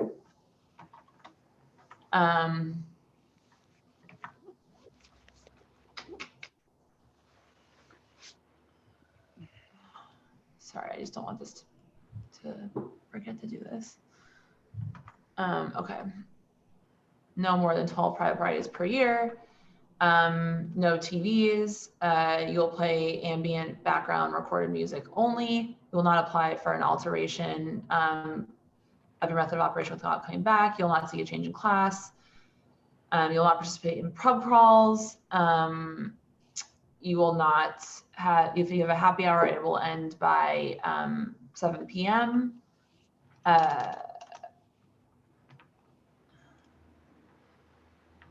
You will not have wait lines. You will have a staff person responsible for ensuring no loitering. And you will post these stipulations at your liquor license, and you may contact the owner at the number below. Jen, your number is 646-892-3050. Does that all sound good? Yep. Okay.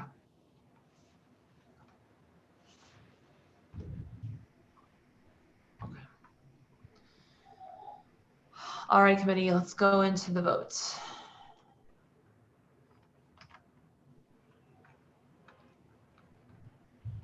Okay, Herman Hewitt. Yes. Paul Sierros. Yes. David Crane. Yes. Michelle Coopersmith, yes. Okay, so Jen, the office will send you the stipulations form tomorrow morning to sign and return to them notarized. As I always say, the more expedient, the better. Well, thank you very much. And I look forward to seeing every one of you at the restaurant. Thank you very much. Okay.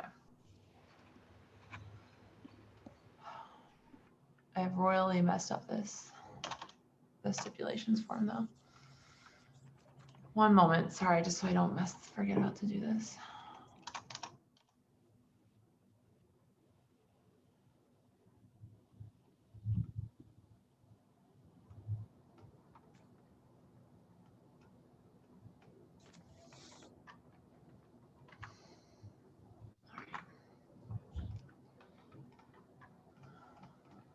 I tried to edit the PDF for everyone wondering what I'm doing and I messed it up.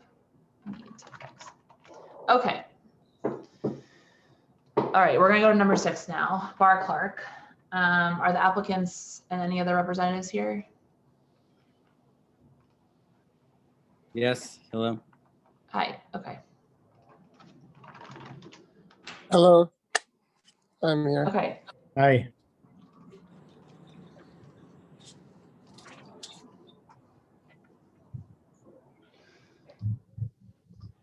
all right, I am just going to drop this in the chat. Okay.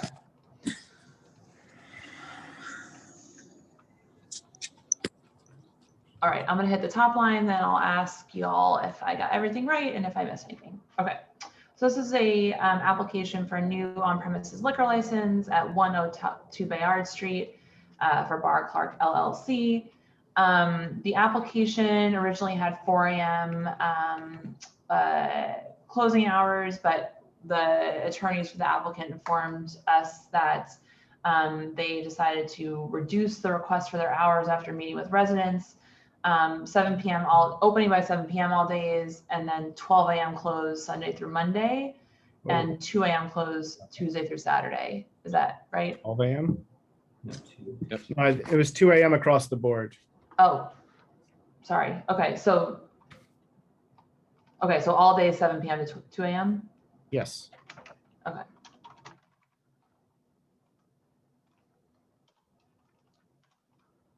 Okay, so all days 7 p.m. to 2 a.m. They changed the closing hours after meeting with residents, or request for closing hours, excuse me.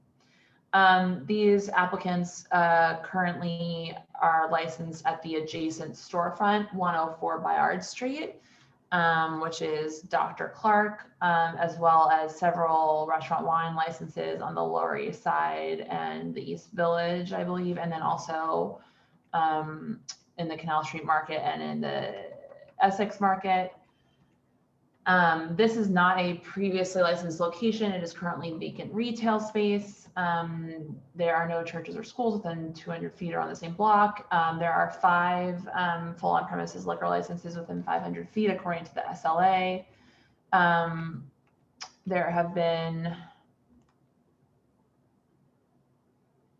me pull my 311s. There are no 301s at this location because it's unlicensed, but there have been 3 at 104, their adjacent storefront since 2018. I'll note that this storefront opened, they opened in March 2020 at the very beginning of the pandemic, I believe. Is that all accurate, Joseph? Sorry for messing up the hours. Yeah, all good. That's good, Michelle. Okay, cool. So I'm just gonna start. So one thing I know about this location is that the sidewalk seating has goes very far down the sidewalk. I have actually eaten there. And so there's a sidewalk, there's a roadway structure that extends past the frontage plus tables along the building. Is that accurate? Yes. Yes. Okay. And I've seen that tables even extend past 102, which is the license that we're talking about tonight, and into even the like vacant lot or parking lot, whatever it is, past there. So one thing is that, and I don't know if Susan is still here, but the SLA does not actually allow you to serve alcohol. Okay, hi Susan. Does not actually allow you to serve alcohol past your frontage, which is definitely happening now. Susan, is that anything else to say there? Or Yeah, I know. I mean, we do know people that have gotten violations for that. Joseph, isn't that your understanding also? Yes. And I'll let I'll let David give a little introduction about himself and taking over the space and what the plan is for the new space. And he can certainly touch on how they have been getting 104 in order since they've taken it over, because they did take it over at the beginning of the pandemic, so it was a bit chaotic. But I don't believe there have been 311 complaints lately, and they are trying to make sure that everything they're doing is in compliance as they're moving forward here. Okay, so that's one thing that we'd like you to address then is that, and then also I believe, you know, I have observed myself that people congregate on the sidewalk. It's obviously a very narrow sidewalk because it's Chinatown, and I think I saw an altercation between someone trying to walk past the gathered crowd. So we'd want you to address that as well. And if we do, you know, allow this application to move forward, we would certainly need to stipulate all of these things to address these issues. So I'll let the applicants then address those things and the other issues. Go ahead. Okay, great. And just before David jumps in, I can run through, you know, some of the other nuts and bolts of the application, just so everyone has it top of mind. Sure. It's a pretty small space, as you mentioned, Michelle, not previously licensed. 6 tables, 29 seats contemplated, 1 bar with 7 stools. It's a 5-story building. We're talking about recorded background music only. We've contacted several community groups, 34 to be exact, including the Chinatown Core that I see here tonight. Additionally, we've gotten 119 petition signatures, about 40 from within a 2-block pretty immediate radius, and another letter actually, which just came in tonight, which I'm happy to read and get a copy to the board office if you'd like. As you mentioned, we changed our hours based on the conversations that we were having to 7 p.m. to 2 a.m. 7 days a week. And you'd mentioned that the applicants own other places in the neighborhood, including next door. So that's it for the application. Specifics, I'll let David read a statement that he's prepared.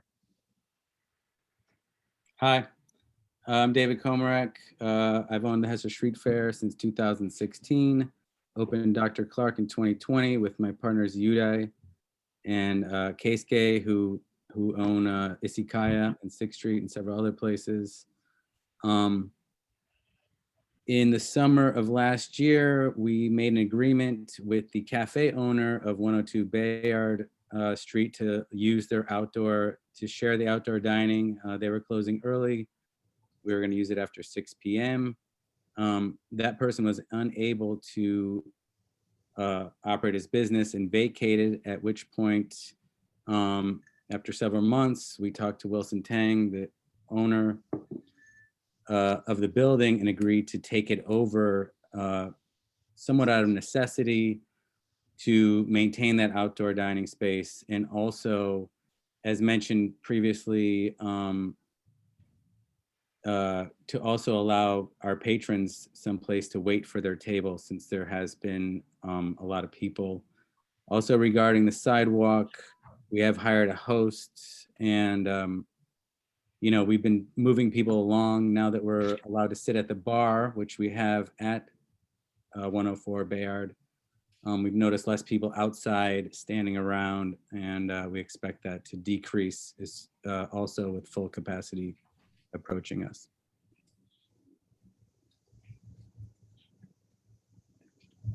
Is that it, David? Did you have any more?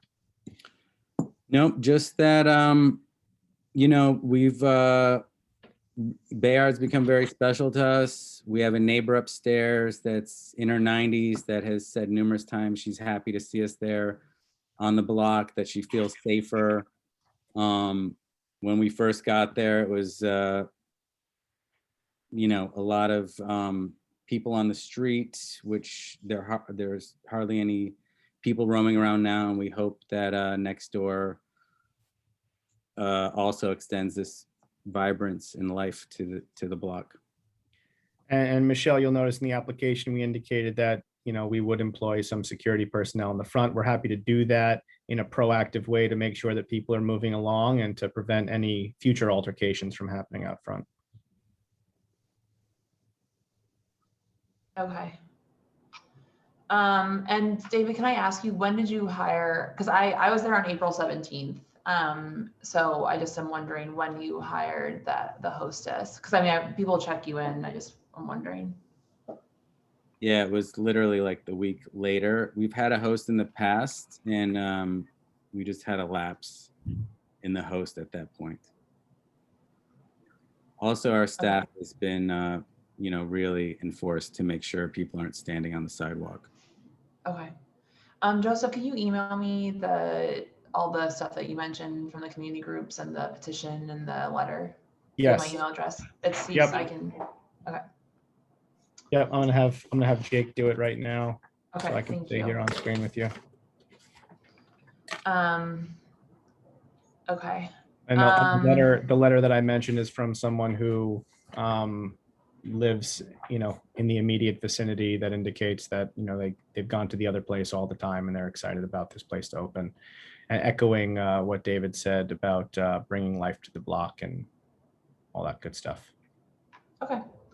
Paul, David, Herman, do any of you have any questions? I'm good with them. I know both of them, and I know they're gonna do a good job. And I'm not that easy with people, but I know both of them, and I think really they're gonna do a good job. Okay. All right. Thanks, Paul. Herman, do you have a question? No, the only thing,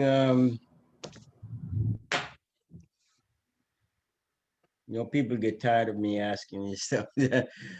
What's your American fusion? It's not quite American fusion necessarily at this place. It's just kind of old American. Are you referring to the menu?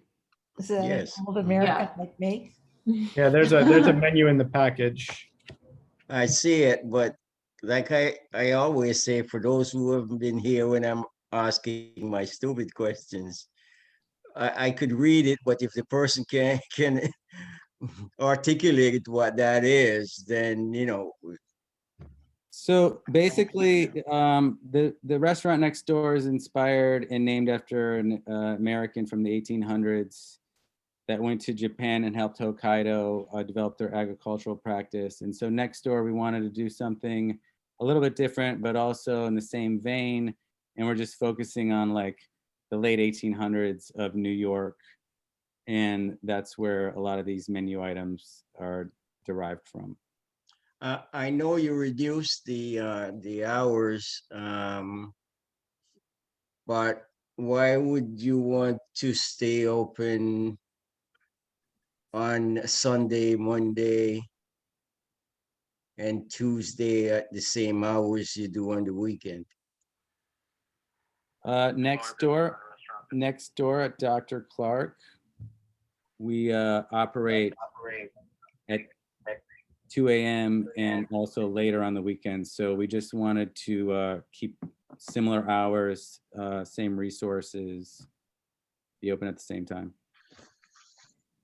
Okay. I'm glad we had this thing open. Okay, David, go ahead. Yeah, this point about keeping the sidewalk clear, this is very important. It's important in my neighborhood. We've got a problem over here with that, but in Chinatown it's especially important. Jan's organization did a very interesting presentation to a joint committee last week about this. It was a survey of residents in Chinatown, and it really, I mean, what stuck from that is that the older residents are severely impacted when there's an operation that's bleeding between the building and the shack, whatever the proper term is for that operation. Anyway, it has to be kept clear. I understand what you were saying about there being a problem, but we need to emphasize this maybe in the stipulations.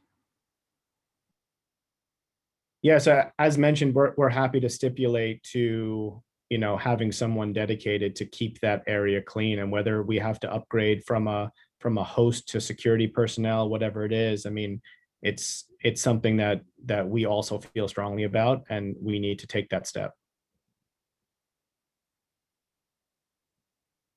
I mean, I would even say, I don't know if this is possible, but like fewer reservations. I don't know. I mean, I've eaten at this restaurant multiple times and it's always like kind of a shit show outside. I don't know how else to describe it. And I like the restaurant, obviously. I've eaten there. I like the food. It's just like, it's obviously like, it's just really difficult there. It's just a really, really narrow sidewalk. It's, you know, it's on the edge of like the edge of the neighborhood. There's just a lot of foot traffic there. And there's just a lot of people there. Yeah, I think we could take a look at our reservation system and try to come up with something that might do the job better. Again, you know, these guys just took over at the beginning of the pandemic. So sort of a weird time to transition into operating a space. Yeah. So it took them a little bit to get their feet under them, but I think certainly the plan going forward is to be as organized as possible and obviously as safe as possible. We've also taken more tables offline, so we have more space for walk-ins, which is the bigger problem. It's not, people with reservations aren't, you know, causing lines outside. It's just people wanting to eat there and coming down. Well, I'll just say that I think that you don't leave enough. And I like the restaurant. It's just that I think that the style of food that you're serving, an hour and a half reservation is not enough. That's my casual observation after being there a couple of times, because you do the like table side stuff. And so it takes longer. And so if you're giving an hour and a half to people, I just don't think it's enough time. And so I've had to wait for my reservations both times I've been there. That's just what I'm saying. So I feel like I didn't see the presentation, but I felt it when I was there. So I just want you guys to understand that. And I understand that we're talking about the application before us tonight is for the bar next door, but it's all part and parcel of the same, it's literally on the same block. So it's not really separate. I mean, legally it is, but we might ask you to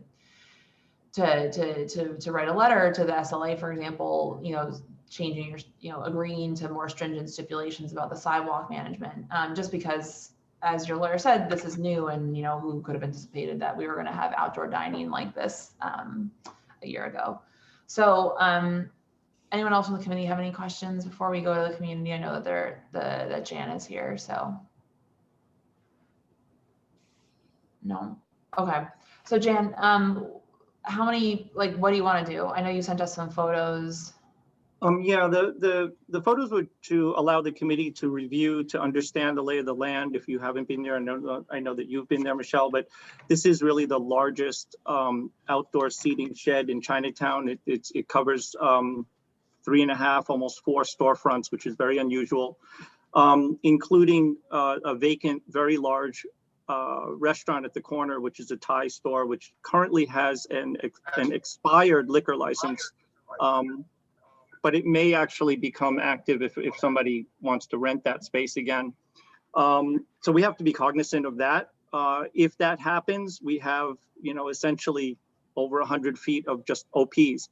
So it goes back to what we were saying earlier about community benefit. And I'm so happy that, Herman, I'm not tired of you asking that question about community benefits, because I think it's very important. There's already 5 licenses. And so if we understand what the onus is of the applicant for community benefit, this is pretty pale as far as what our neighborhood needs. So I want to have the committee be aware of that. Also, I'm not aware of the 34 organizations that you have reached out to, none of whom have talked to us. The only one was Orchard Street Block Association, which received a letter from David addressed to Tamara, but David has not contacted our group. We worked with someone in your network named Yasmin, who was instrumental in helping to get some 11 by 14 posters posted around the neighborhood. And that was an attempt to show goodwill on the part of the applicant so that they would alert the neighborhood that this was actually coming up for review. In the interim, since last month, we wanted to give them enough time to prove to the community that they will be good actors for the future. We really want to appreciate people who are doing a good job in our neighborhood. With that said, I know that the poster thing didn't happen other than on their own door front. And we actually asked them to do it in color. It wasn't done in color. these are just attempts to make up for the fact that we no longer ask applicants to do petitioning. So I want that to be noted as well. But we would like to know, and I think you should know, who the 34 organizations are, and why our organization, which is the one that actually has the word Chinatown in the title of our block association, wasn't contacted directly. And so that communication hasn't happened. So we also noticed that in the letter that was sent to the Orchard Street Block Association on May 5th, it actually does have, Michelle, what you had read earlier about only 4 a.m. for certain days. And then the rest of the days were, 2 a.m. The rest of the days were 12 a.m. So I think something changed between May 5th and May 10th. So I'd like the explanation about why that seems to be justified. Again, you know, Herman has brought it up. Why do you need to be open at 2 a.m. on the days when traditionally those are not observed as you know, long business hours? And the other thing is that we have to look forward, not in today's time, about what this 85-foot shed is going to function as. Those are going to be gone at some point in time. What we should understand is how they're going to be used today. It seems to be that they're talking about having security possible and having someone out there to make sure that the sidewalks are clear. But the letter that's sent to the Orchard Street Block Association says that they're not going to utilize outdoor dining. So we're very confused by this application. I mean, you're telling one block association that you're not going to do outdoor dining, and then you have a cemented up storefront, which implies that no one's going to be outside drinking or eating. But then you're telling this committee that you're going to have someone to host this outside, and you're also going to have possibly security. So are you talking about 104 or are you talking about 102? Because our understanding is that they are treated separately. So I want the committee to be cognizant of this confusion. And also, what is the mechanism that the committee suggests that when the longest shed in Chinatown is out there, that it will or will not be used for drinking? Like, who's going to be able to monitor this if they're already telling us that they're not going to use it for eating? Presumably you can't use it for drinking either. So what we don't want is 800 square feet as an extension of both 104 and 102, now extending the use of the public space for their bars. But Jen, why is it such a big outdoor space? Can you explain to me? Because I haven't been there in a while. I sent the pictures I to you didn't guys. build it, Paul. So it's a very legitimate question, and I would like to know why they extended it all the way down the block toward the prison, because technically you're only supposed to be in your own storefront. It's not their spot. They should.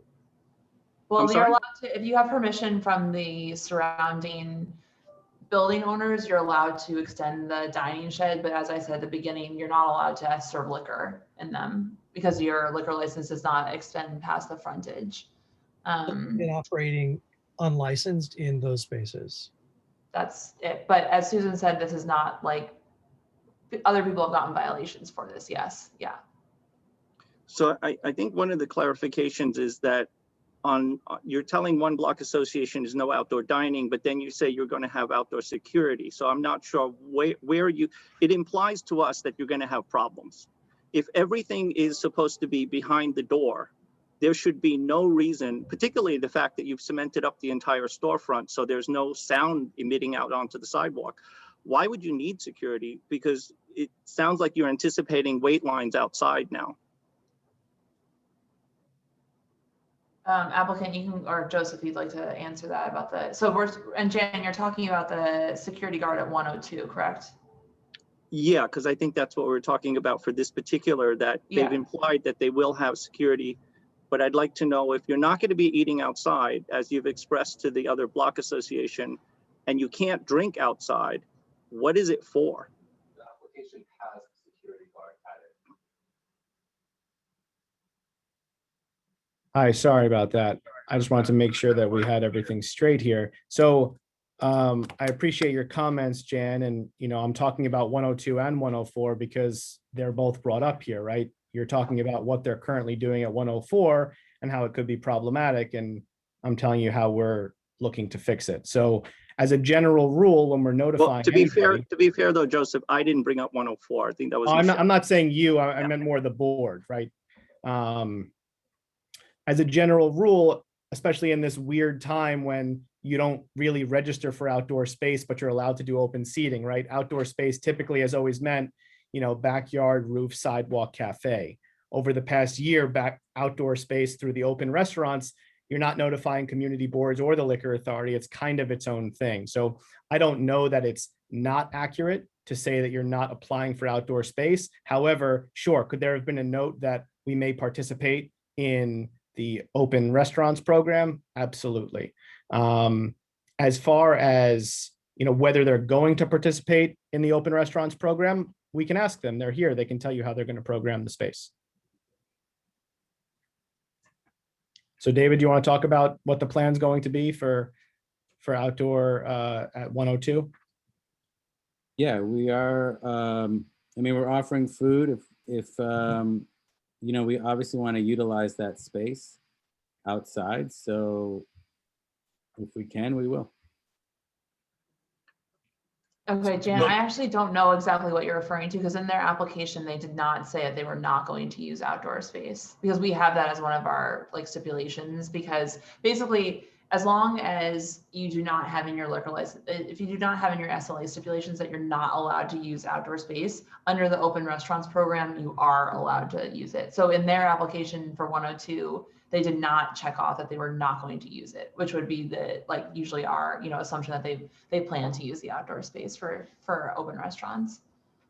I understand that, but therein lies the confusion because it says there is no live music or outdoor seating, only incidental music playing inside. So this is a letter that was written to the Orchard Street Block Association. So I just want clarity here because how do you know you have two different closing times, right? So if 104 closes earlier and 102 closes later, and technically you're not supposed to use someone else's outdoor seating, this shed goes on to 85 feet. So does 102, which is many storefronts away, get to use something for the entire length of it? And if that is the case, then where do we draw the line with other applications? So I'd like some clarity from the committee on how we are supposed to look at multiple owner spaces and how far down the block they're allowed to use these open spaces, because that is an issue. Yeah. Okay, well, so wait, hold on a second, wait. Can you just clarify, what are the closing hours of Dr. Clark, David? There's a time limit, Michelle, to the outdoor space. No, I know, but what time does, that's because the outdoor space has to be closed at 12 a.m. anyway. It's 2 a.m. Sunday to Wednesday and 4 a.m. Thursday, Friday, Saturday. Okay, so and anyway, yeah, right. The outdoor space must be closed by 12 a.m. by the executive order. So it's not, okay, so that, Jan, does that? Well, they are going to lift that curfew at some point, and that's happening now. Yes. Okay, so Susan, go ahead. Yeah. So I'd say addressing some of these issues. First of all, let me ask Joseph, because these rules change every day. So the 12 o'clock curfew is going to be lifted soon. Does that mean that people can eat and drink till 4 a.m. or 2 a.m. if that's their hours on the sidewalk? I don't know yet, because as you know, they haven't actually come out with these rules yet. They are rolling, they change all the time, and oftentimes the city and state have different prerogatives over what's going to happen and when it's going to happen, which has made this super frustrating. So we are the one thing all the residents and all the businesses agree on is that no one understands what's going on because the city and state are doing really lousy job of that. So you might want to have an outdoor stipulation. Your own stipulations about serving outside. The other thing I'd like to ask Joseph, because it keeps coming up. It's not the application that's in front of you, but it keeps coming up and seems to impact it. It sounds like 104 is serving alcohol way beyond the storefront footage. Is that correct? I don't know because I don't work there, but these guys can answer. We have been using the outside area that was granted to us originally by the owner of 102, and then we took the lease over. So Susan, it sounds like yes. Yeah, so let me finish. But you have never gone to the SLA and altered your application to serve in that area, right? You don't have, your license doesn't cover that area, correct? No. So, so maybe if they would change 104 to adhere to the existing guidelines that they should be adhering to, maybe that would be very helpful. But we would only be able to do that if they submitted a letter to the SLA, right? And to CB3. Well, we're happy to stipulate to do the legal thing, right? Because we're supposed to be doing that anyway. He doesn't, yeah, and that they wouldn't even have to do a letter, because what they would be doing if they don't do it, they could get violations. I mean, they've never been reported. Right. So what if they'd we have to stipulate do, something that's illegal, then what they would have to do is, I would want them to promise to the community board that they would follow the guidelines, which I think would relieve a lot of the problem. okay, and that being that they would only serve alcohol outdoors in their frontages. Exactly, which is where they are licensed to serve. Which is what the state rule is anyway. Yeah, right. That's what I was going to ask, is just to have Joseph confirm everything I said. Yep. Okay. All right, so you'll send, so we're requesting them to send us a letter saying that they'll do that, correct? Susan? Are you, I don't know if the letter is necessary, because it's just following the law. It's no longer asking them to do something. If you want to ask them to commit that they will follow guidelines, that would be fine. Okay, so applicants, can we ask you to commit to following the law that you cannot serve alcohol beyond your frontages? Yes, 100%. Okay. We've got a record of this now because everything is recorded, as I said at the beginning of the meeting, so. And we can follow it up with an email to memorialize it also. Okay, thank you, appreciate that. Okay. Jan, anything else?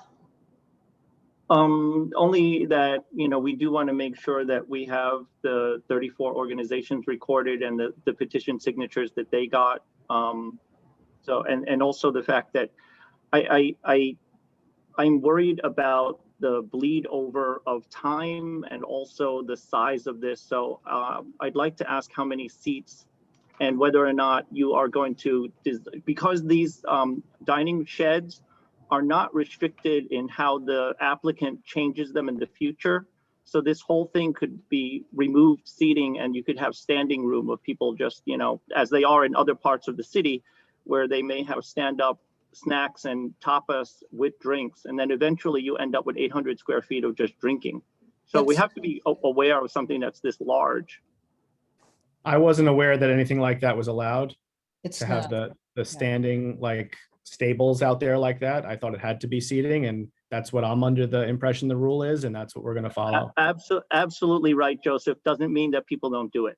So that's what I want to be aware that if this was a 25-foot shed and you had seating for 6, it's a very different impact if you start changing around the seating of it. And I know that you guys have invested a lot of money into that dining room shed, but in the future, if it remains for a long time and you guys decide that your business model would be changing those to just movable seats, you could conceivably seat many, many, many more people in 85-foot shed. So I would like to know what your plans are, whether or not this is going to be something you're adapting, or is the way we see it today the way it's going to be, because that's important to the neighborhood on a structure as large as it is. Yeah, we wouldn't have this understood. conversation if it was 25 feet.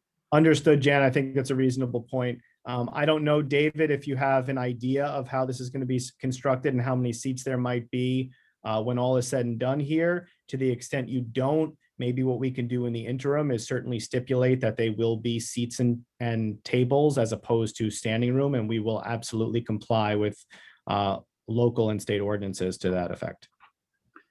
I mean, I would be happy if David could let us know how many seats you have currently, and then memorialize that in a resolution, Michelle, because then it kind of locks in at least a top limit. Yeah.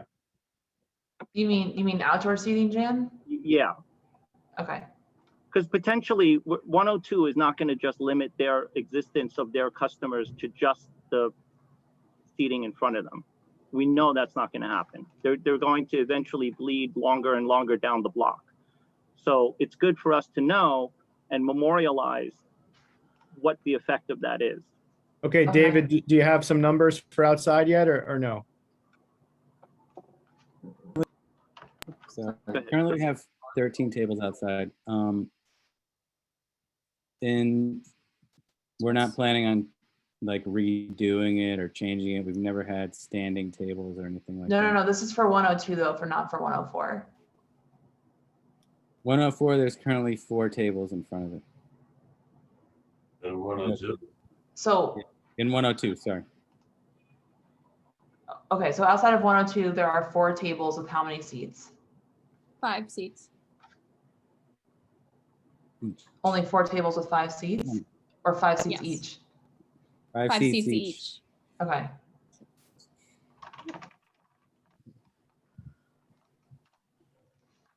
So I'm going to put that as a stipulation. It will have 4 tables with 20 seats in its outdoor dining area as allowed during the COVID emergency. And that's on the street. You mean on the roadway? Yeah. What about the tables next to the, well, you have tables next to the frontage? On the I don't think we sidewalk. have that. What's that? You have that on the sidewalk itself? It's too narrow. Well, that's why I'm asking, Jan, because if the sidewalk is too narrow, we want to make sure that we can say, and no, no tables or chairs along the frontage. So it was my understanding that it's the seating is only inside the shed. Okay.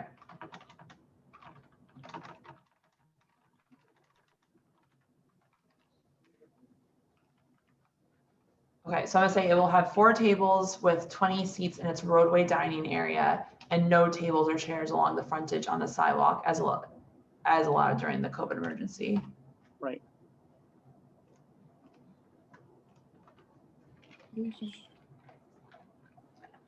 No, we were under the DOT that the sidewalk's 8 feet and we're allowed to have those tables on the sidewalk. But we can. But I think that what we've been telling you is that it's a big problem there. Is that accurate, Jan? Well, again, it's the fact that one owner has the length of the entire block, basically, and then it multiplies these things exponentially. So if you had a cafe table with 2 seats, it's different than taking over the entire sidewalk for the length of your operation and then some, because you have permission from other building owners as well. So the potential here to combine people sitting and also on the sidewalk, I think, is too constricting. Can I ask if the seats on the sidewalk are at the curb? No, they're along the storefront.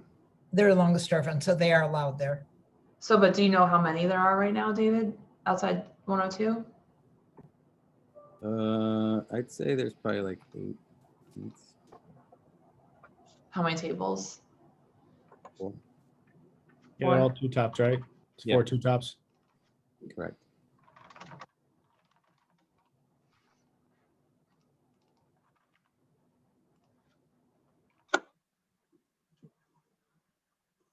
Okay. Can I also ask if the participants in the 34 organizations and the participants are residents of the neighborhood?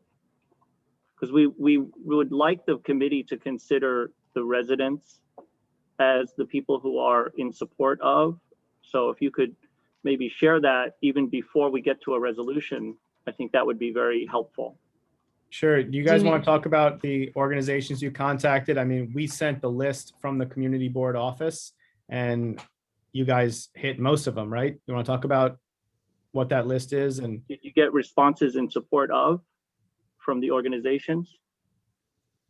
You guys want to talk about your experience? We didn't get any objections from any of them. A couple responded with some questions, which we answered and did not hear back from. So, but just to be clear, the 34 are from the website on CB3. Correct. So you sent them to, does that mean that you sent them to organizations that aren't in the Chinatown? Right, that's my point, Michelle. Why would somebody on East 4th Street even bother to comment on a application that's coming from 102 Bayard Street? So I wouldn't count that as an approval and a no objection. It's inappropriate. well, I didn't represent that we had approvals from 34 neighborhood associations. I just said we contacted a number of them and we had 119 petition signatures, specifically about 40 from an immediate 2-block radius. And a letter from someone in the immediate radius. Understood. And Michelle, did you get that stuff? Yeah, I counted 39 residents of the surrounding 2 blocks that signed a petition. Is that right? Yeah, all right, I said almost 40, that's pretty close. And 1 resident from 77 Mulberry Street wrote a letter in support of the application. So Jan, I counted them, I have that petition, so. But I'm not going to put in the community groups. Okay. Well, except for what you guys. So I'm going to say about whereas the Chinatown Core Block Association expressed concern about 1 operator having access to nearly an entire block of frontage for outdoor dining. Anything else that you think is relevant there? Because I just think enforcement is going to be a very difficult situation with somebody with an operator this big, and I think that they all are also anticipating that, and that's why they're talking about having security for the restaurant, which seems strange because of the construction that they've done at 102 is actually not conducive to having like the other problem spots where we have accordion style doors and windows that open, where you might want to monitor noise that bleeds out, or you may want to monitor street activity, but their storefront is actually blocked up completely, so there's no window. So I just think that they're anticipating themselves what's going to happen in the shed and the noise that they're going to create and the potential for this bleed over. You know, this is not going to be limited to the shed right in front of them. So we have to be cognizant, not just for this application, but how we consider applications moving forward with this same type of thing throughout the district. I think I think that's fair, but I mean, these guys are just trying to be proactive, right? It was brought to their attention a couple of weeks ago that there's, some real overcrowding issues there, and it's a problem. So they're trying to be as proactive as they can be to deal with that. So I'm not going to tell you what to think, obviously, but try not to read into that too much, that we're anticipating this big problem, and more that we're trying to be proactive to prevent one from happening. Can I just say regarding the design, that we did that from an aesthetics perspective, like the ceiling's going to be painted, and we're thinking of putting like a panorama inside where that window was, similar to like a Smithsonian type thing. So the front's not covered for any reason with regards to noise or spillover or any kind of crowd control. It's literally like kind of like the experience we're trying to create inside when you walk in.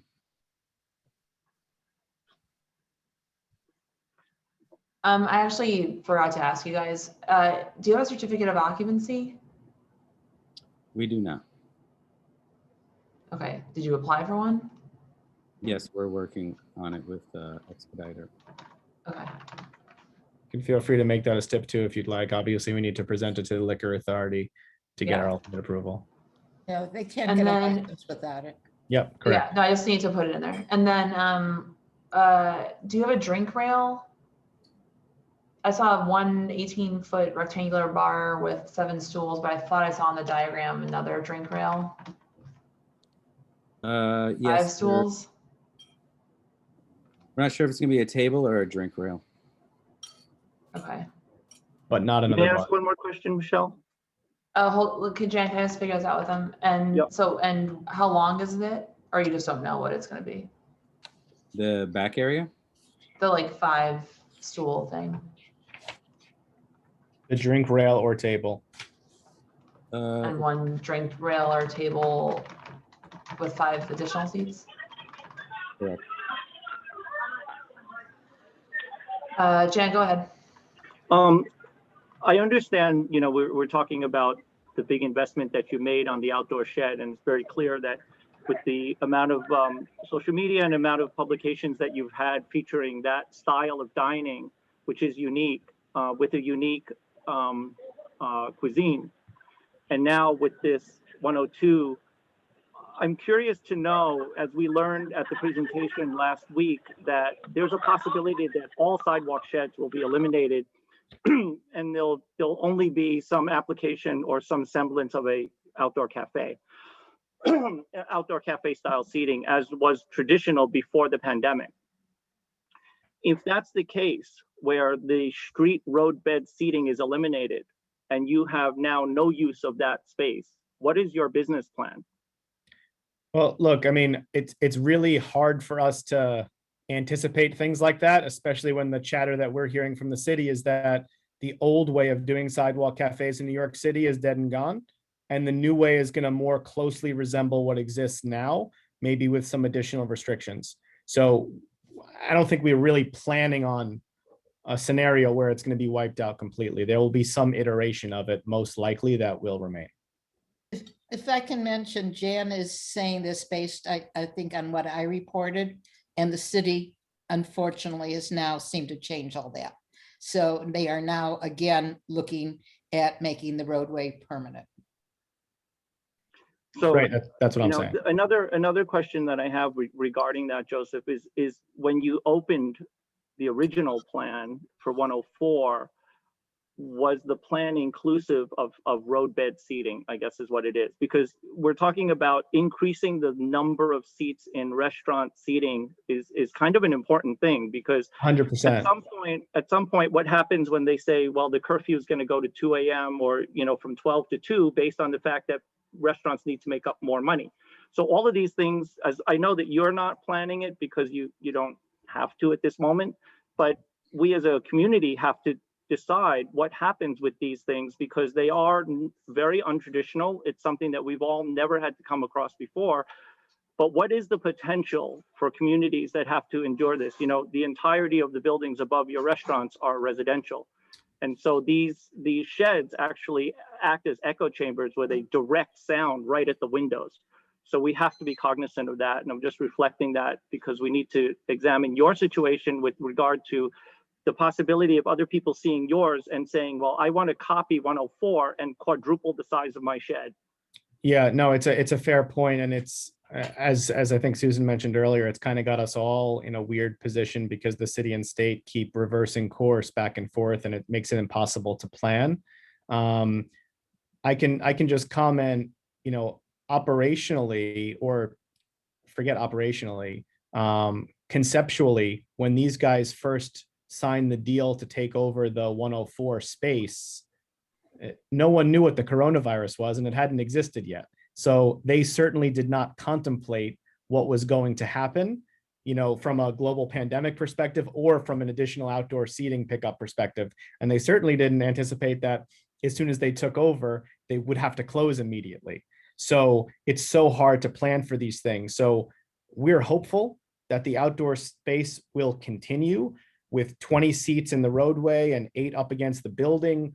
I appreciate that it is one operator taking up a huge amount of space, but for this particular application, it's not a tremendous amount of seating outside. Obviously, we will comply with whatever the guidelines are moving forward and whatever the rule is for outdoor seating.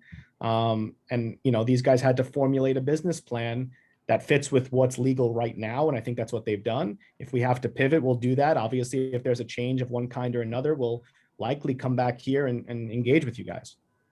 Okay, thank you. All right. So it's 9 o'clock already. We need to move on to making the resolution. Thank you, Jan. I think we've gone through everything, hopefully. So I'm gonna move toward. I'm so Cor, sorry. I see your hand, but Cor just has one more comment. I'm sorry. okay. All right.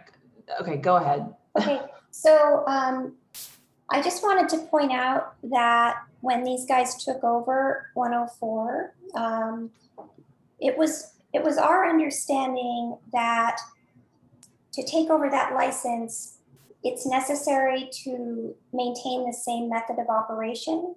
I know we emailed Susan, and that was what I understood, and that would include changing the hours. And they have gone to much later hours than the previous place had. So I'm just putting that out there. And then just a couple super quick things. It's pretty suspicious that they contacted 34 organizations, but not the one organization that deals with that area. And pretty odd that they emailed the wrong block association when we'd already had contact with them through one of their people. So I want to be clear, Cor. I want to be just clear that one person did contact us, but it was not David. David contacted another. Yeah, no, I know that Jasmine contacted us, but then after that, David emailed the wrong block association with a lot more information. All of this seems sloppy and kind of adds to the feeling of sloppiness associated with the way that 104 has been run, and with the quite a lot of 311 data that we have recorded associated with that, with noise and complaints about the outdoor dining and crowds on the sidewalk, and saying that you didn't anticipate a pandemic. Well, no one did, but because the same group is proposing to take over the space next door, it is realistic. It makes sense to judge them on how they're doing at the place they already have. Okay, thank you. I'm just going to say that just for the committee's sake that the stipulations are Sunday through Wednesday, 2 a.m. closed, Thursday to Saturday, 4 a.m. closed, which I believe is what they said. So I don't think that wasn't what the previous place had, though. Yes, it was. Well, it is. No, That's the they closed stipulations. at 12. We did that license. We did that license as well, and those are the stipulations.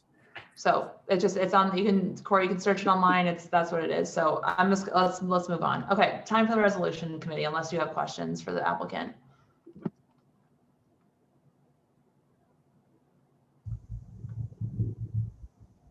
Okay.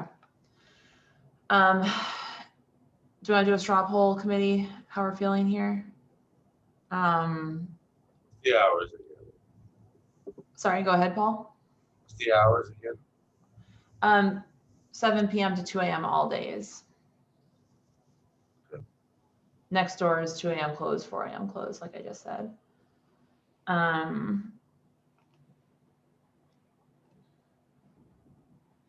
Herman, hours, feelings? No.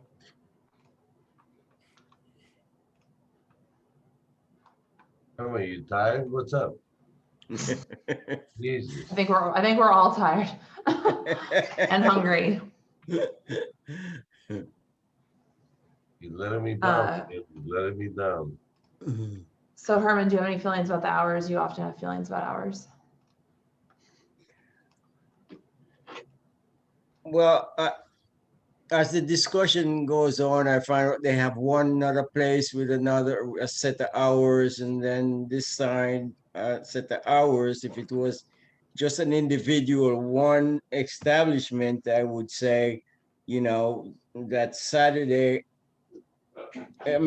Sunday to Wednesday, that at 12 o'clock, closing would be my preference, but I don't know how to bridge that between the other place that they are running now at a different hour. So. So you mean that you don't have you're not that concerned about the 2 a.m. close because they have the 2 a.m., 4 a.m. next door? Yeah. Okay. Paul? Okay with it, because, eventually they're gonna close earlier hours, because it's not gonna be any business. So I'm fine with it. Okay. David? I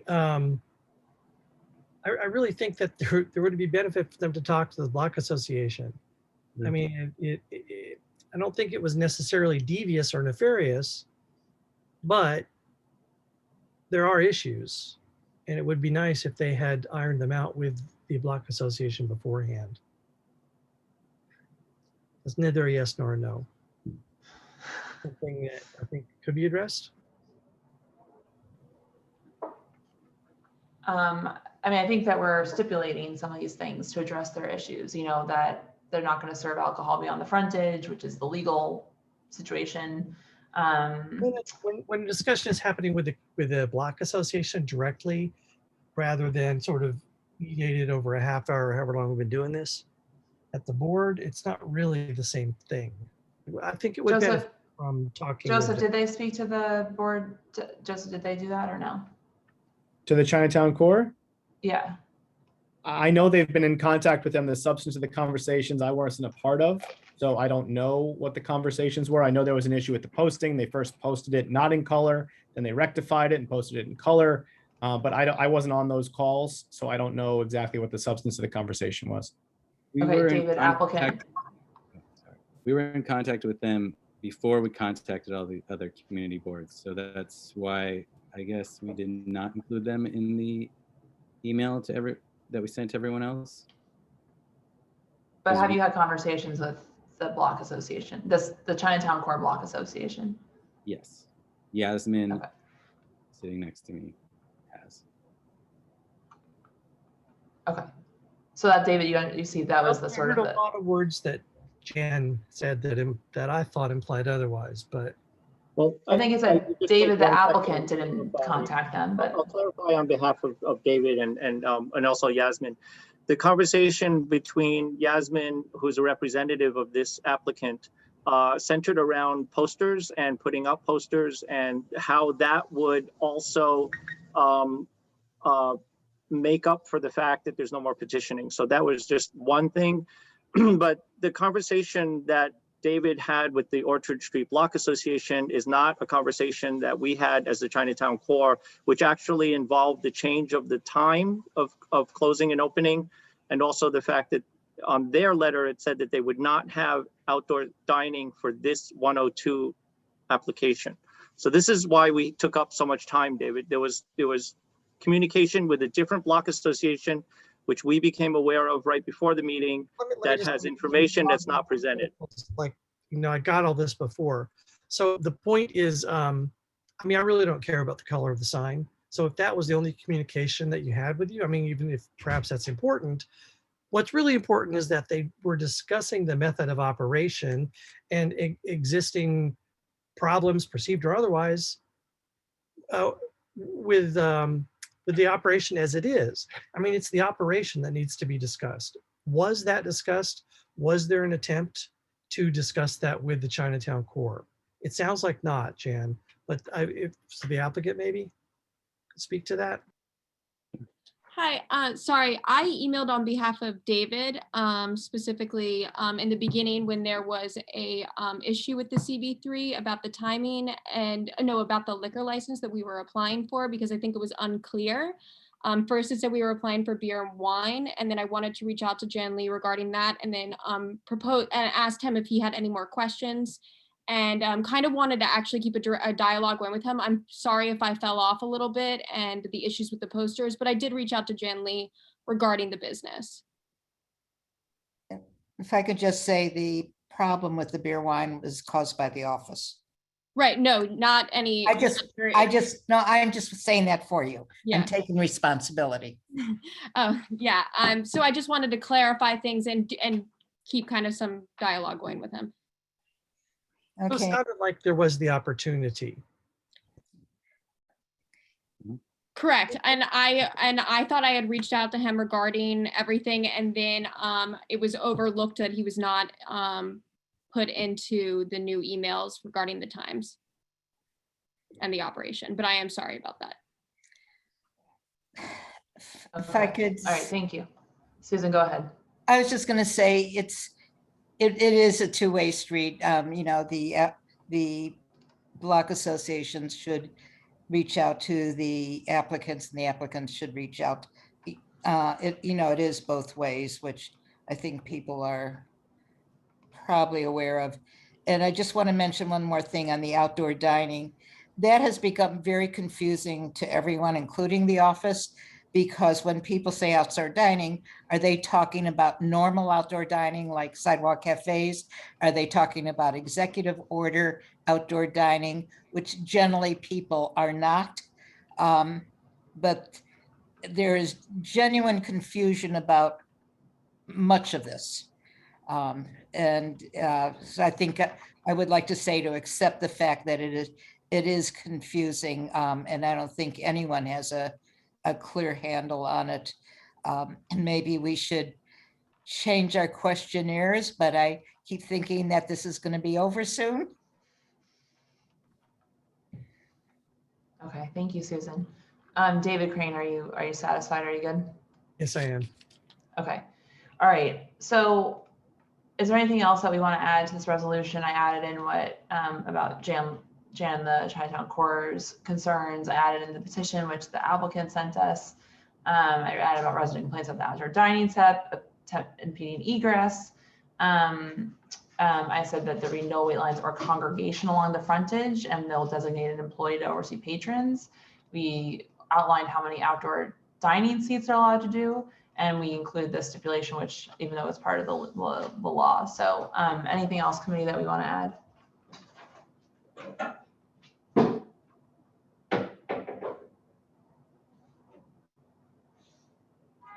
Okay. Okay. Are we good with this, committee? I feel like I don't know exactly. I mean, I'm going to read the stipulations out loud to the applicant if I don't hear anything from the committee. Okay with it. Okay. Okay. Okay.